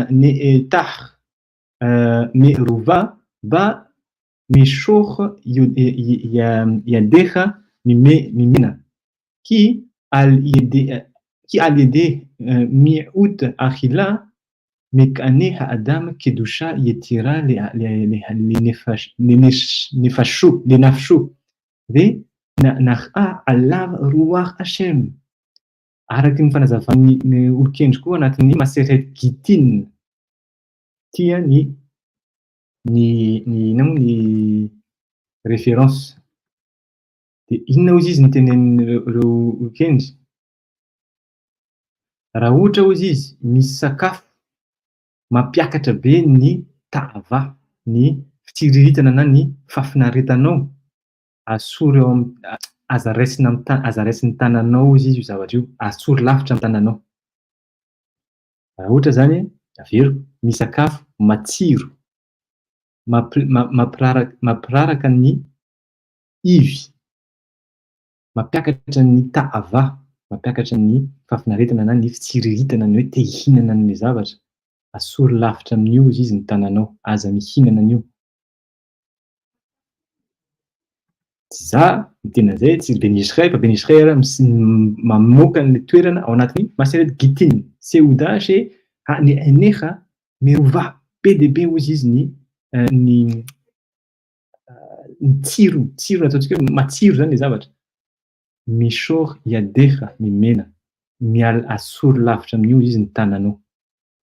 Qui allait aider miuta akhila menaky adam kedusha yetira satria ozy izy rehefa mihinana kely miota ata meaty leaty zavatra kely rehefa mihinana kely amin'ny sakafo ny adama anankiray dia mahazo iny mekane mahazo na mividy na hazo manana kedusha hasina ietira misy hasina mihoatra ozy izy azon'ny olona io fa ho an'izy ho an'ny fanano na fisoa. Ve nir'a alava roar Hashem. Ary tsy vitan'izay fa rehefa mihinana kely le olona ozy izy mitoetra eo amboniny ny roahan'ny Hashem na ny satria teny hoe fanahy masina fanahy Hashem fa roar rivotra ny Hashem. Kôdy misy roah zany ianao Hashem no tonga dia mitoetra ao aminao. Dia rehefa mihinana kely fotsiny zay fotsiny ataontsika hoe fotsiny zavatra tsy sarotra fa fihinanana kely mametraka tsikelikely ny roah hakodesh. Nefa ohatran'ny hoe sarotra be le zavatra. Maninona izy sarotra be? Averiny ihany satria le satanany ao ambadika. Izy any no hiady. Shalom. Aby Yehuda shalom. Any ny satana no miady no miandry antsika. Ny any ny tsirara ny sakafo. Zay mahatonga hoe zavatra raha ohatra ka tena vakiana ty tena marina mora dia mora ny azahoana antsoina hoe roah Hashem. Fa tsy ao. Hashem. Benachen siman shel hatzadik oved Elokim hu nichar al yede akhinato. Izao amizay hozy izy kôdy be anankiray nizarain'ny Ben Ishray tokony ianarantsika. Zay hozy izy mahatonga hoe ny fambara ny fomba famantarana fa ny tsadika anankiray dia miasa ho an'Andriamanitra Elokim. Miasa Elokim izy io tsy iodikevavike. Teny Elohim fa tsy iodikevavike. Rehefa izy hozy izy miasa ho an'ny Elokim ny olona anankiray antsoina hoe tsadik olo marina. Dia fantaro fa ny siman na ny fomba famantarana an'izay satria ahenan'ny jereo ozy izy ny fomba fihinanany sakafo.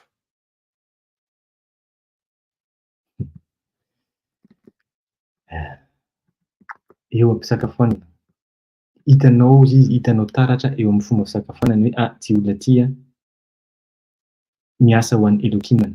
Miasa tena zay hoe mpanompony Elokimany izy eo am-pisakafoanana. Ohatra tonga le sakafo, tonga dia misaoty ve izy sakafo, tonga dia ny sakafo izy miandry kely, misy kavana kely miandry. Tsy tonga dia hoe voafehin'ny sakafo hoe tonga le sakafo tonga dia tsy maintsy mihinana satria ny vatana koa mitaky an'le anohanana. Marina mihitsy fa anohanana ny vatana. Fa le tsadika hozy izy tsy tonga dia misaoty eo dia misakafo. Miandry aloha izy. Jereo tsara ny fomba fisakafoanana. Mihina, jereo aloha be dia be sa kely ny zavatra ao amin'ny viliany. Be dia be izy, betsaka Hashem mbola eo an-dalana zany le olona amin'ny fanatsarana amin'ny hoe fifedivana amin'ny satana fa dikan'izay koa ny satana zany mbola manjaka eo aminy. Faharoa, mihinana alohan'ny sakafo bénédiction. Alohan'ny sakafo koa miandry kely izy, misy kavanana ataony, misy fifantohana alohan'ny sakafo satria fantany fa asa be io antsoina hoe avoda kodesh, io antsoina hoe asa masina indrindra. Fahatelo, mihinana izy maka sotro, mihinana. Ny sotrony tsy mitafatafa be fa sotro kely ataony anaty vava, mitsako, apetraka ny sotro, mitsako. Sy ny sisa zay mbola misy alakha ampiasain'ny Ben Ishray azavain'ny Ben Ishray any aoriana any fa ny fomba fahalalam-pomba eo amin'ny latabatra koa. Zany moa zany rehetrarehetra zay afaka resahana rehefa mazava ho azy fa kasera ny zavatra hohanina. Mazava ho azy fa eo amin'ny latabatra tsisy fahatezerana, tsisy fiakaran'ny ny fihetsem-po, ny gava, ny fiheboheboana. Tsisy an'izany rehetrarehetra zany. Zay hitanao fa le olona mampiasa ny Elohim izy hozy izy. Io Oved Elohim, mpanompony Elohim. Fa hitanao izy izy amin'ny fihetsikany, taratra ao amin'ny fomba fisakafoanana. Okemo ota maase shekatav hagaon khida zal be simchat ragla عمود بيت برمزين كدوشنا ما أسيش حياة بزمان حراب حقاون مهاري كوفو زال يعس زي وزيجا راوتا كميسونا نكريتي تشانا كسارم زيوي هونا زان إن دول رو فامبار رو ميسي بوك ميسي ريفيرونس BDB avakavakina hoe zao ny fomba fihetsika rehefa fisakafoanana de taratra hoe ty zany olona tsadika, olona mianatra miasa ary manompo ny Elohim. Ty sisa vita ty ngamba vitatsika androany amizay amin'ny cours manaraka tonga de manomboka ny alahot. De خشوف basé على الدرير مصار לכן נתן הקדוש ברוך הוא מאכלת אוכל נפש הקדושה שהם התורה שנקרא לחם ויין. בראשית רבה ומים אני בראשית קטנה. וזהו זיזה מישי מנהג זהו זה זנן למוסר לפום מזווני בן ישראל. ולא נזיז זנה תונגני השם מוריז הקדוש ברוך הוא מלאכת אוכל נפש הקדושה napiasa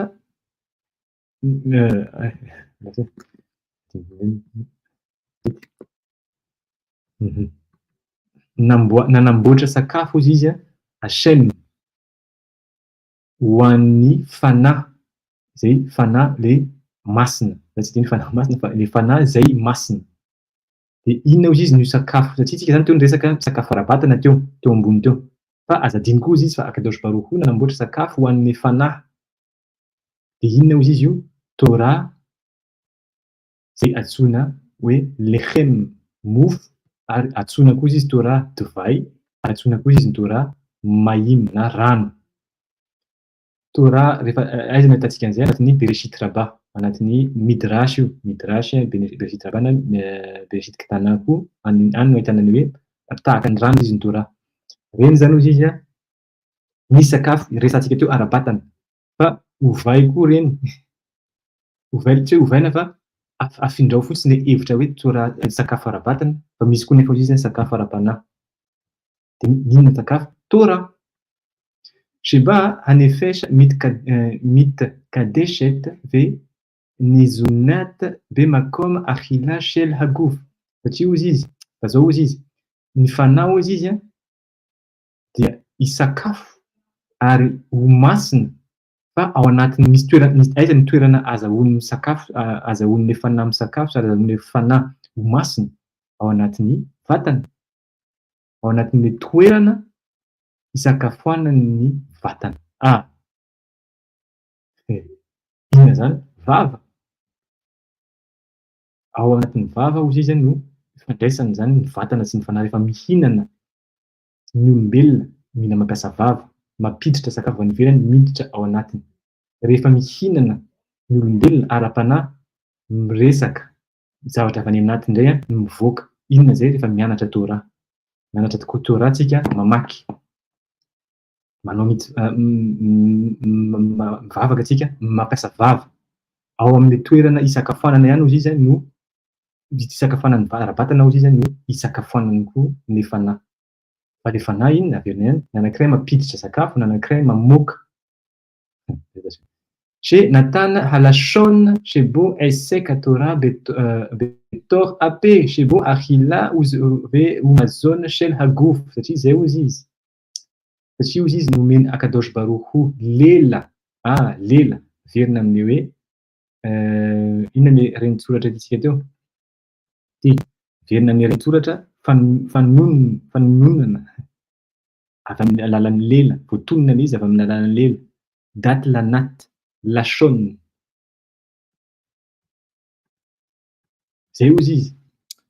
Namena sheman'ny lela, la chaune ozy izy, azahoantsika iny échec hatora no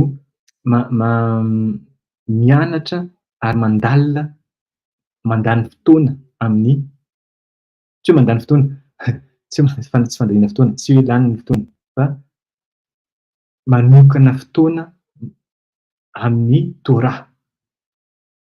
Vokatry ny satria namena shema lela tsika. Betor ape ary io lela io izy ao anatin'ny vava. Nefa ao anatin'ny vava koa izy shebo achila umazon shenago satria ao koa izy misy ny sakafo sy hanina, sakafo sy hanina ho an'ny vatana. Satria rehefa mitsako tsika mampiasa an'ireo zavatra rehetra ireo, ny molotra, ny nify, ny lela, ny palais, dia ny tenda. Reo rehetra ireo mila ampiasaina rehefa mitsako, sady mitelina, mampiasa tenda. Rehefa hiteny koa tsika, misy renitsoratra avy aty anaty tenda, rehefa avy eo anatin'ny palais, rehefa avy eo amin'ny lela, rehefa avy eo amin'ny nify, rehefa avy eo amin'ny molotra. Fitaova anankiray ihany, vava. كده آدم يكيخ موسار لأتسمو لهشبت لفحوت زفاد ملأخات هكودش شيء بمقام هزيك مو ملأخات أخو شو زيز دي اتسيكتو توسني ici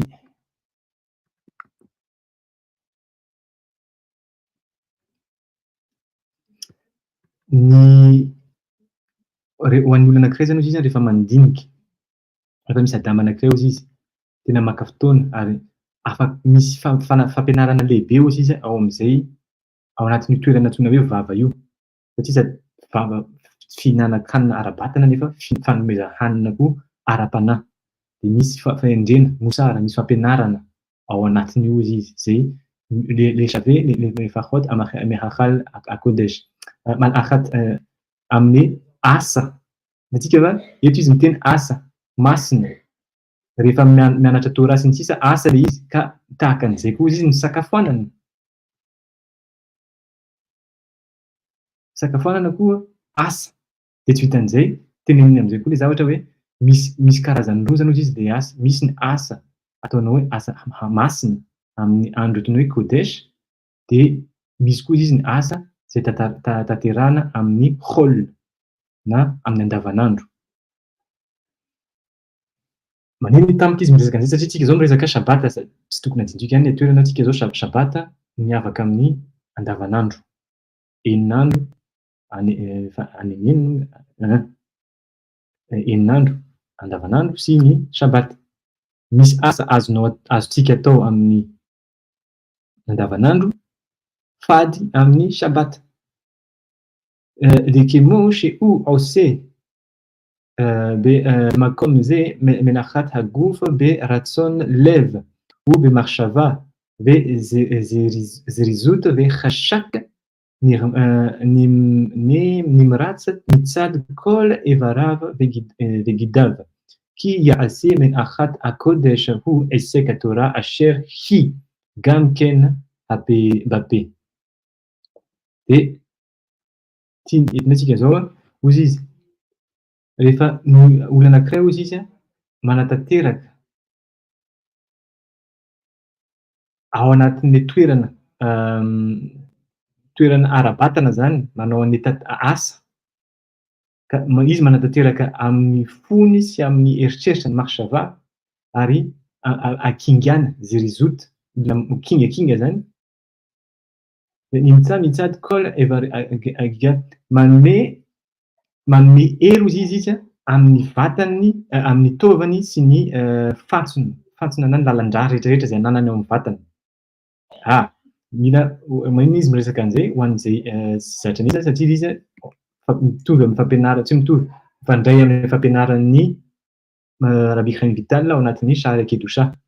Ny mitzvah, ny asa rehetrarehetra atao dia mifandray amin'ny taova sy vatana sy fantsona na taova sy ny lalan-drà.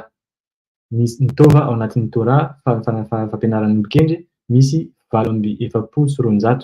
Ny fantsona na ny gidim na ny lalan-drà dia misy 5,500 sy 300.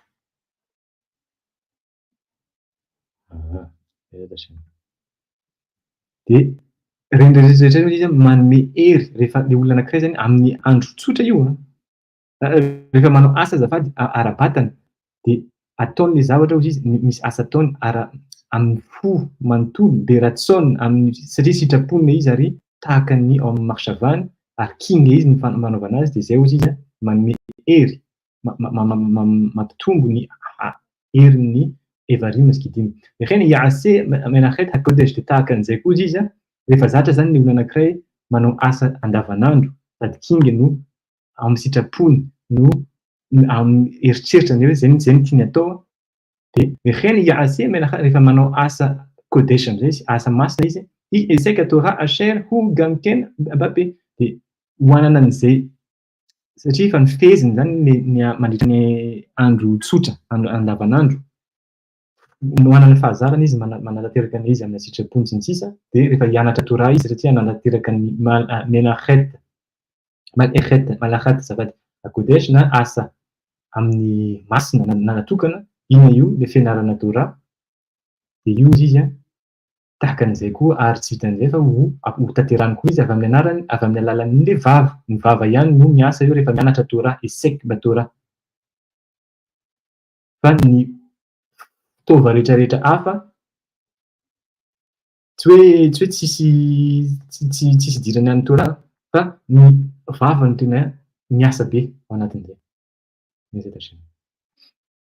Epo vita izy ity am'izay. וכמו שאמרו אבותינו זיכרונם לברכה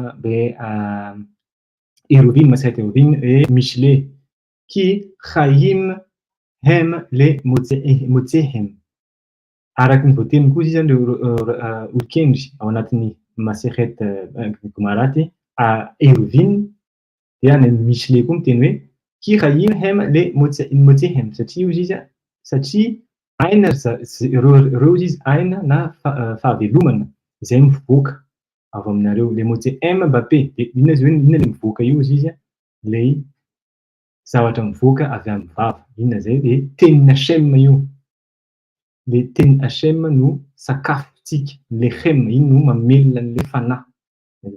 Dia im lo yeshavesh te malchut ele en lo pe le hashiv be amdo be din be mishpat ha elokim. Dia zao izy izy.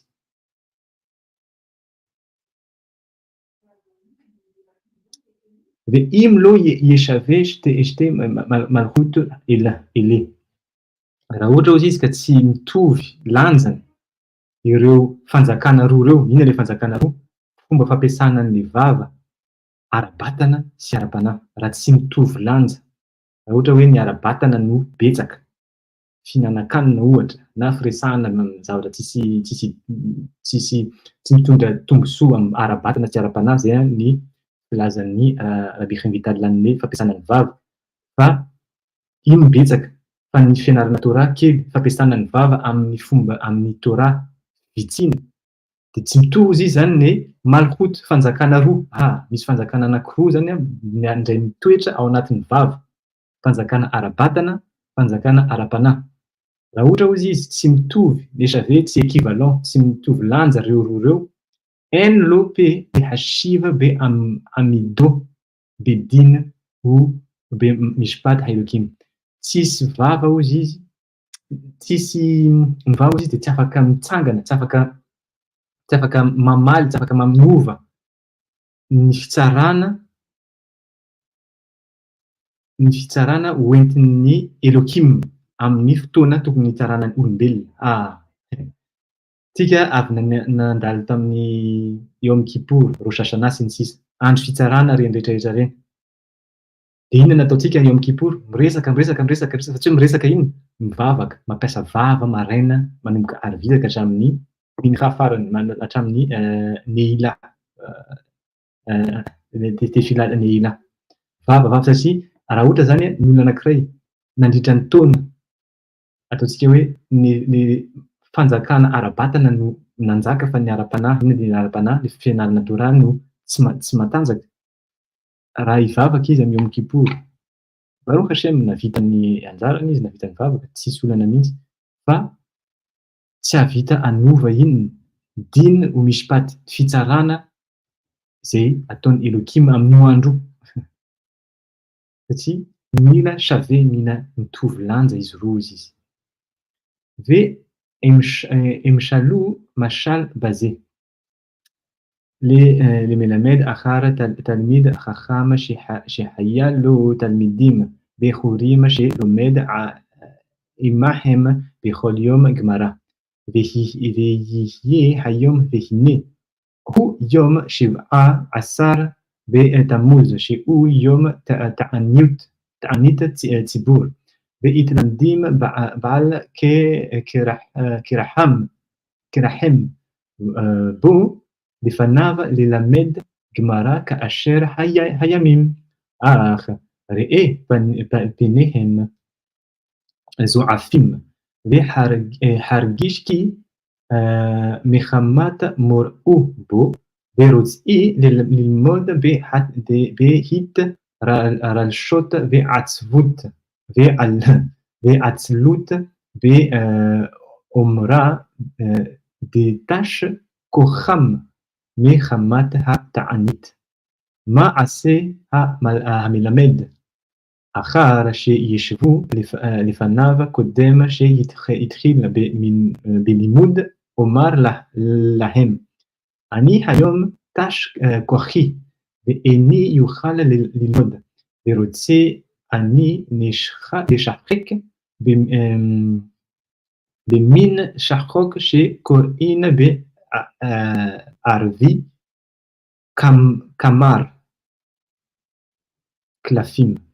היש בכם מי שיודע לשחק בזה? השחוק? ויענו כולם בשמחת לב ויאמרו, יש ויש, הנה כולנו חכמים, כולנו נבונים בזה, והביא להם הניירות של השחוק והתחילו לשחק בהם מסר רבעה שעה. בחשק נמרץ וכוח גדול ובזעקות גדולות כמנהגם. אחר שעבר רב שעה אומר להם, בני אני חשבתי מחמת כי יום זה הוא תענית אין בכם כוח ללמוד וללמד ולדבר. ועתה אני רואה שיש לכם כוח גדול גם ביום זה. אם כן, תביאו הגמרות ונלמוד, והם ניצודו בדברי זה, שהוכרחו ללמוד אותו היום בכוח וחשק. כי לא נעשה להם התנצלות, לומר יום תענית הוא, שכבר הרואה כוחם חזק במלאכה של חול, וכן בנמשלה עשה הקדוש ברוך הוא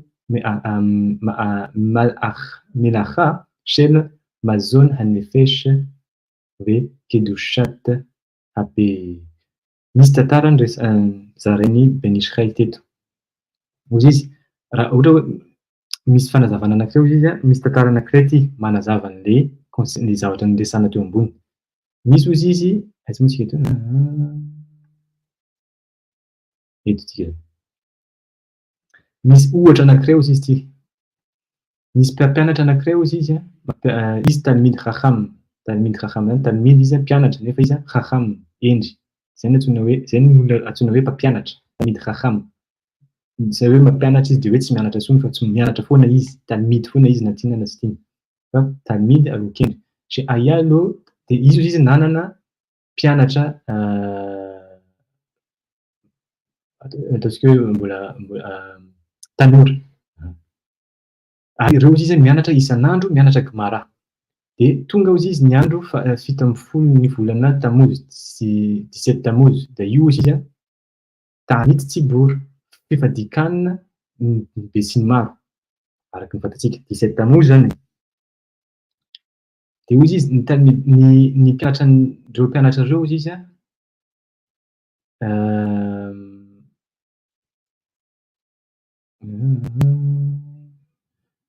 ohatrany hoe samy resaka zareo de ohatrany teny hoe andao sika hianatra Tora, hianatra Gemara foana tahaka ny andro rehetrarehetra zany, tahaka ny fataontsika isan'andro.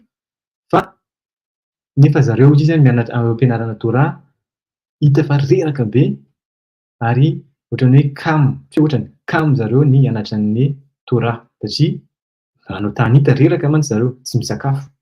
Ireo tsy le mode be hita zany de zay hoe hita taratra zareo ny te hianatra nefa tsy te hampiseho amin'ny mpampianatra le mpampianatra fa kamo zareo na reraka tratran'le tanitsy, tratran'le fifadikanana. De inona hozy izy nataon'le mpampianatra am'zay. Rehefa vita hozy izy ny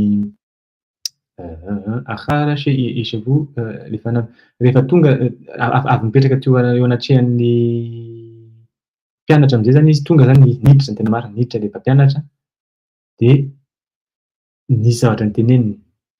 Androany tsika hozy izy a, androany zaho hozy izy tsy manana hery hianatra fa satria hoe misy an'le fifadikanana zany. Fa kosa hozy izy zaho hozy izy te hilalao misy kilalao tiana atao miaraka amin'ny mpianatrany. Iny izy io karatra amin'ny teny arabo izy a kamara fa lalao karatra izy io. Manontany izy misy aminareo ve hozy izy mahafantatra an'ity kilalao ty? De namaly am'zay ny mpianatrany. Ye, zay hozy izy mahafantatra an'io satria zay sady hahamo olon-kendro no mahafantatra an'io règle an'io ny fomba filalaovana an'io karatra io. Ay, de aveo nahema ve ny hosena de nanomboka zareo ary de nilalao an'io karatra io. De hitany fa rehefa milalao am'zay zareo mandritra ny fotoana maromaro amin'ny hery koa gedola. Ataontsika hoe miverina ohatrany olona tsy manao tanita le mpianatra nefa tamin'ireo hianatra Tora reraka be hozy izy ny endrika an'zareo ary tsy te hianatra mihitsy zareo fa kamo. Teo a tonga le filalaovana de miverina ny hery, tonga de tsy matory ataontsika hoe tsy matory. De ary mikikika ary zareo mitabataba, manana hery be velona zany zareo. De ahary sy de rehefa vita am'zay hozy izy ny fotoana maromaro nianarana, tsy hoe vita fa efa tonga ny fotoana maromaro nanaovana an'le kilalao de hozy izy am'zay le mpampianatra. Ry zanako Beny, zaho hozy izy nihevitra fa satria tsika androany mifady hanina de hitako nareo fa tsy ampy hery ary tsy manana hery ny ataontsika hoe hianatra Gemara. Kinao nasiana natsiana loma io tanit satria ary nareo koa mihitsy miteny hoe nareo mihitsy koa izy miteny hoe andro fifadikanana androany de reraka zany nareo. Trivara raha io koho hazaka kanefa hozy izy zao hitako nareo fa manana hery lehibe amin'ity asa ataontsika hoe asa tsy kadosy fa asa ny andro andavanandro ty. Ina le asa io le kilalao zany. De nareo nefa hitako fa misy hery be hozy izy. De hena be de zay hozy izy natonga ny hoe andao ary tsika hozy izy hianatra Gemara am'zay zany satria hitako nareo fa manana hery be, tsisy efe aminareo zany tena marina le fifadikanana fa andao ary tsika de anoy an'le hianatra Gemara. Zay hozy izy le tantara de io ohatra io hozy izy vehen be mashal sy asa kadosh baruch tahaka an'izay koa izy nataona kadosh baruch ho an'ny Israely. Satria misy ny andro tsotra, misy ny asa atao amin'ny andro tsotra.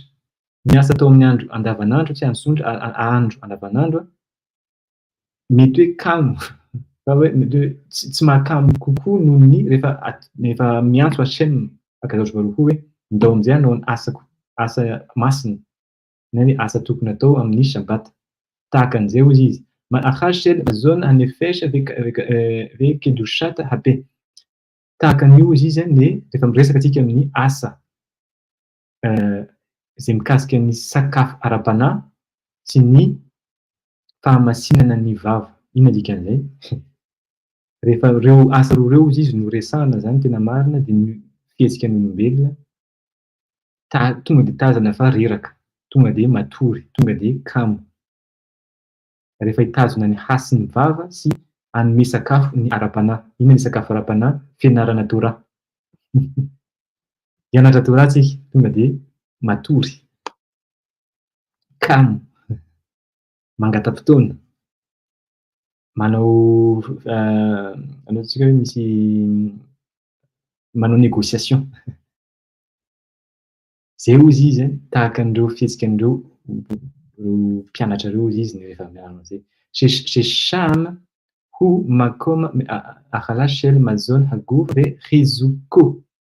Satria rehefa anao an'le asa azahoana sakafo ara-batana ozy izy mazaka hazaka matanjaka be, tsisy olana mihitsy.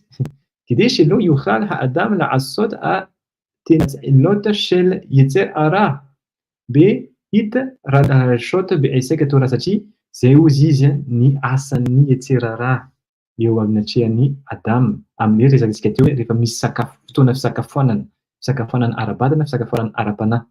Ara-batana izy manome hery anao hoaniny sakafo, tsisy olona hoe nona dia amena sakafo tsara be, misy tsirony, matsiro, dia ho atory izy rehefa sakafo.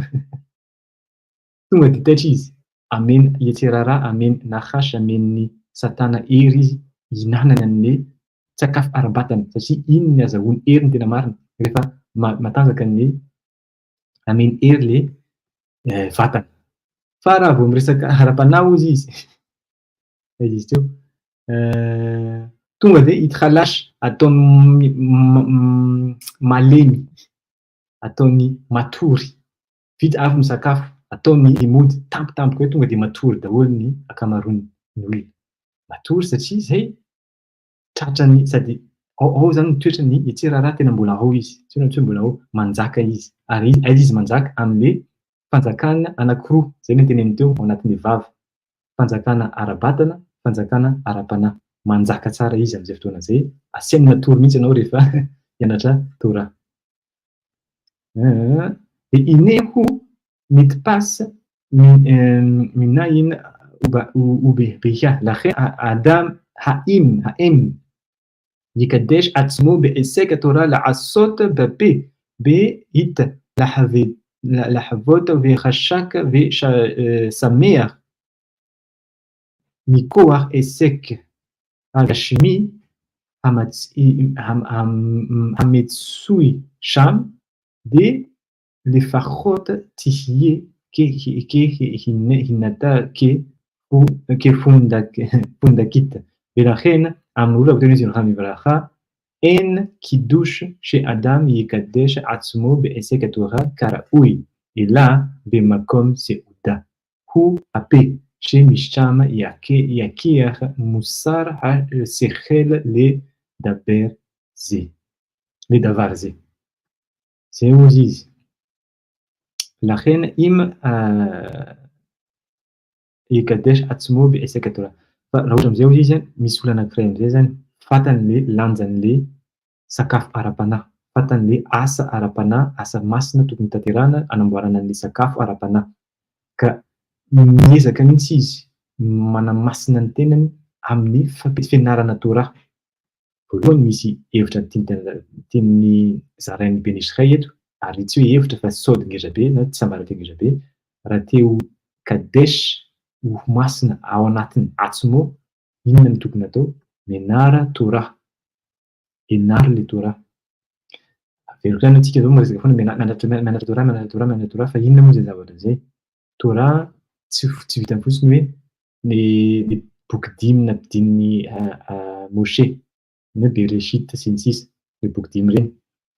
Fa boky dimy miaraka amin'ny Neviim na ny mpaminany sy ny Ketuvim, ny géographe, ny soratra. Soratra. Tsy vitan'izay fa Mishnah na Lovatsofina. Torah Shebe Alpe, Talmud sy Gemara.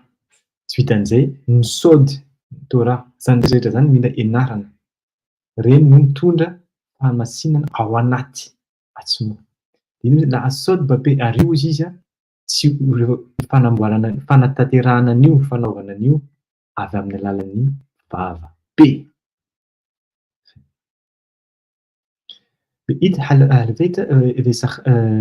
shahaka ve simcha ary rehefa anao izy rehefa ny olona izy manatanteraka an'io ho tanterahana izy am-pifaliana ary fitsikina sady mitsiky ny olona no feno hafaliana rehefa mianatra.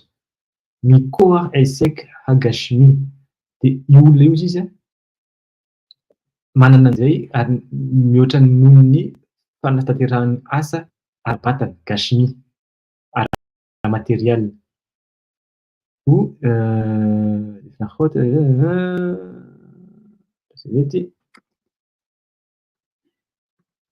peut-être fotsiny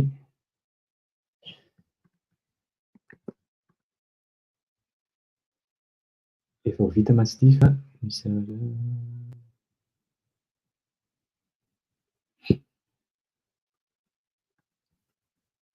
difficulté atihie kahata ke ponakita tsy ny ohatran'izay hoy izy a tsara ataontsika hoe mahafinaritra kokoa ny jerevana chômage noho ny olona anankiray hoe miasa gashmi ara-batana no ataon'ny am-pifaliana fa rehefa tonga ny fianarana Torah kamo matory tsy te hianatra mangata fotoana. De hoy izy zay hoy izy le tian'ny Chachamim tian'ireo kendry resana rehefa miteny hoe en kidouche tsisy kidouche azo tanterahana hoy izy chez Adam Yekadesh Atsumo be eseka Torah. Iny miteny hoe tsisy kidouche. Ny kidouche io aza voalohany ny hevitra voalohany hoe kidouche miaraka amin'ny divay marina zay. Fa hevitra tian'ny Beny Israely zaraina am'izay hoe tsisy fahamasinana na tsisy fanokanana manokana ny tenany Adama hoy izy Yekadesh Adam avy amin'ny alalan'ny eseka Torah tsy hoasina tsy masina mihitsy izy le Adama raha ohatra avy amin'ny alalan'ny fianarana Torah zany ela be makom seuda raha tsy any amin'ny toerana fisakafoanana. Inona hoy izy toerana io le vava. Ny fahamasinana zany hoy izy manomboka amin'ny vava. Zay ny afatra rehetrarehetra reo resahana rehetrarehetra reo mafara amin'ny vava. Ahoana ny fampiasantsika ny vava eo amin'ny lafin'ireo eo amin'ny lafin'ilay fanjakana anankiroa izay notenenin'ny Beny Israely. Fanjakana ara-batana, sakafo ara-batana, fanjakana ara-panahy, sakafo ara-panahy. Aiza ho aiza no fampiasantsika ny vava. Tsy afaka kadosh manamasina ny tena raha tsy ao anatin'ny toerana isakafoanana. Ina le toerana hoy izy io le vava de hoy izy chez Misham et Akeach Musar Asechel le davar zay. Satria ao hoy izy no fandraisana ny fampianarana Musar ho an'ny Sechel ho an'ny atidoha ho an'ny fanahita-tsaina amin'ny zavatra rehetrarehetra amin'io asa io. Raha ohatra zany fitinana satria Baruch Hashem vitantsika ny adiny roa somary elaela izy fa tsy sekonda izy efa elaela no tsy nisy korsony fa Baruch Hashem verina antsika miaraka mianatra Torah misy fotoana be. De zay zany le afatra io. Raha te ho masina de tandremo ny fampiasana ny vava. Raha ohatra ka fitinana ny fampianarana rehetrarehetra. Nanomboka tamin'le pasoky na le andiny mikasika ny nahitan'ny fampiasan'ny vehivavy Chava amin'ny maso satria nanomboka tamin'ny maso le izy. Misy asa amboarina amin'ny maso fa io maso io tsy nampiasaina raha tsy naninona raha tsy nisokatra ny vavan'ny Chava. Nisokatra ina dikan'izay niresaka tamin'ilay menarana, niresaka tamin'ilay Nachash, niresaka tamin'ilay Etserara, niresaka tamin'ilay Satana. Satria izay koa kôdiny zaraina teo roa rehetrarehetra reo miara-miasa entité iray ihany. Fa sampana telo. Mitovy amin'ilay sampana telo resantsika tany ambony. Baruch Adonai Olam, amen, amen. Chazak ubaruch. makasitraka ny teo misy nandalo teo ny hitako teo Rabi Yehoshua, hitako teo koa Rabi Chaim Ishay fa mety misy olana amin'le fanarahana ao anatin'ity studio ity fa tsy maintsy misy olana. Raha misy fanontaniana aza misalasala manoratra ao amin'ny messenger amin'ny Facebook dia ezahana Blinder Bezat Hashem tohizana koa ny Shahar Kedusha satria Shahar Kedusha koa anisan'ny koro ilaina miaraka amin'ny fianarana ny halakha. Dia amin'ny manaraka zany tonga dia tohizana amin'izay zany halakha zao mikasika ny kidosha. Rehefa azontsika tsara izay concept rehetra tian'ny Ben Israel hazavaina izay afaka miditra lalina amin'izay tsika amin'ny hoe fifantohana rehefa hanao amin'ny kidosha rehefa hiditra Shabbat. Inona ny zavatra tokony tandremana sy ny sisa sy ny sisa. Dia mankasitraka ny rehetrarehetra dia amin'ny manaraka indray dia hoe tokony misy cours Bezat Hashem Blinder Rapitso hitantsika eo. Fa manoratra eo amin'ny hitantsika eo amin'ny Facebook ihany izy. Baruch Adonai Amen. Todaraba dia araky ny tenentsika teo ity cours ity dia ho an'ny fampiakarana ny fanahy Leilu Nishmat ny Herinandriana mbola tiana Bemishpachat Randria Manampisoa Bezat Hashem mimodia mba ingany hampiakatra hatrany foana ny fanany any tontolo avy avo Bezat Hashem. Tsy laila tao fa eo amin'ny tao ary amin'ny manaraka indray.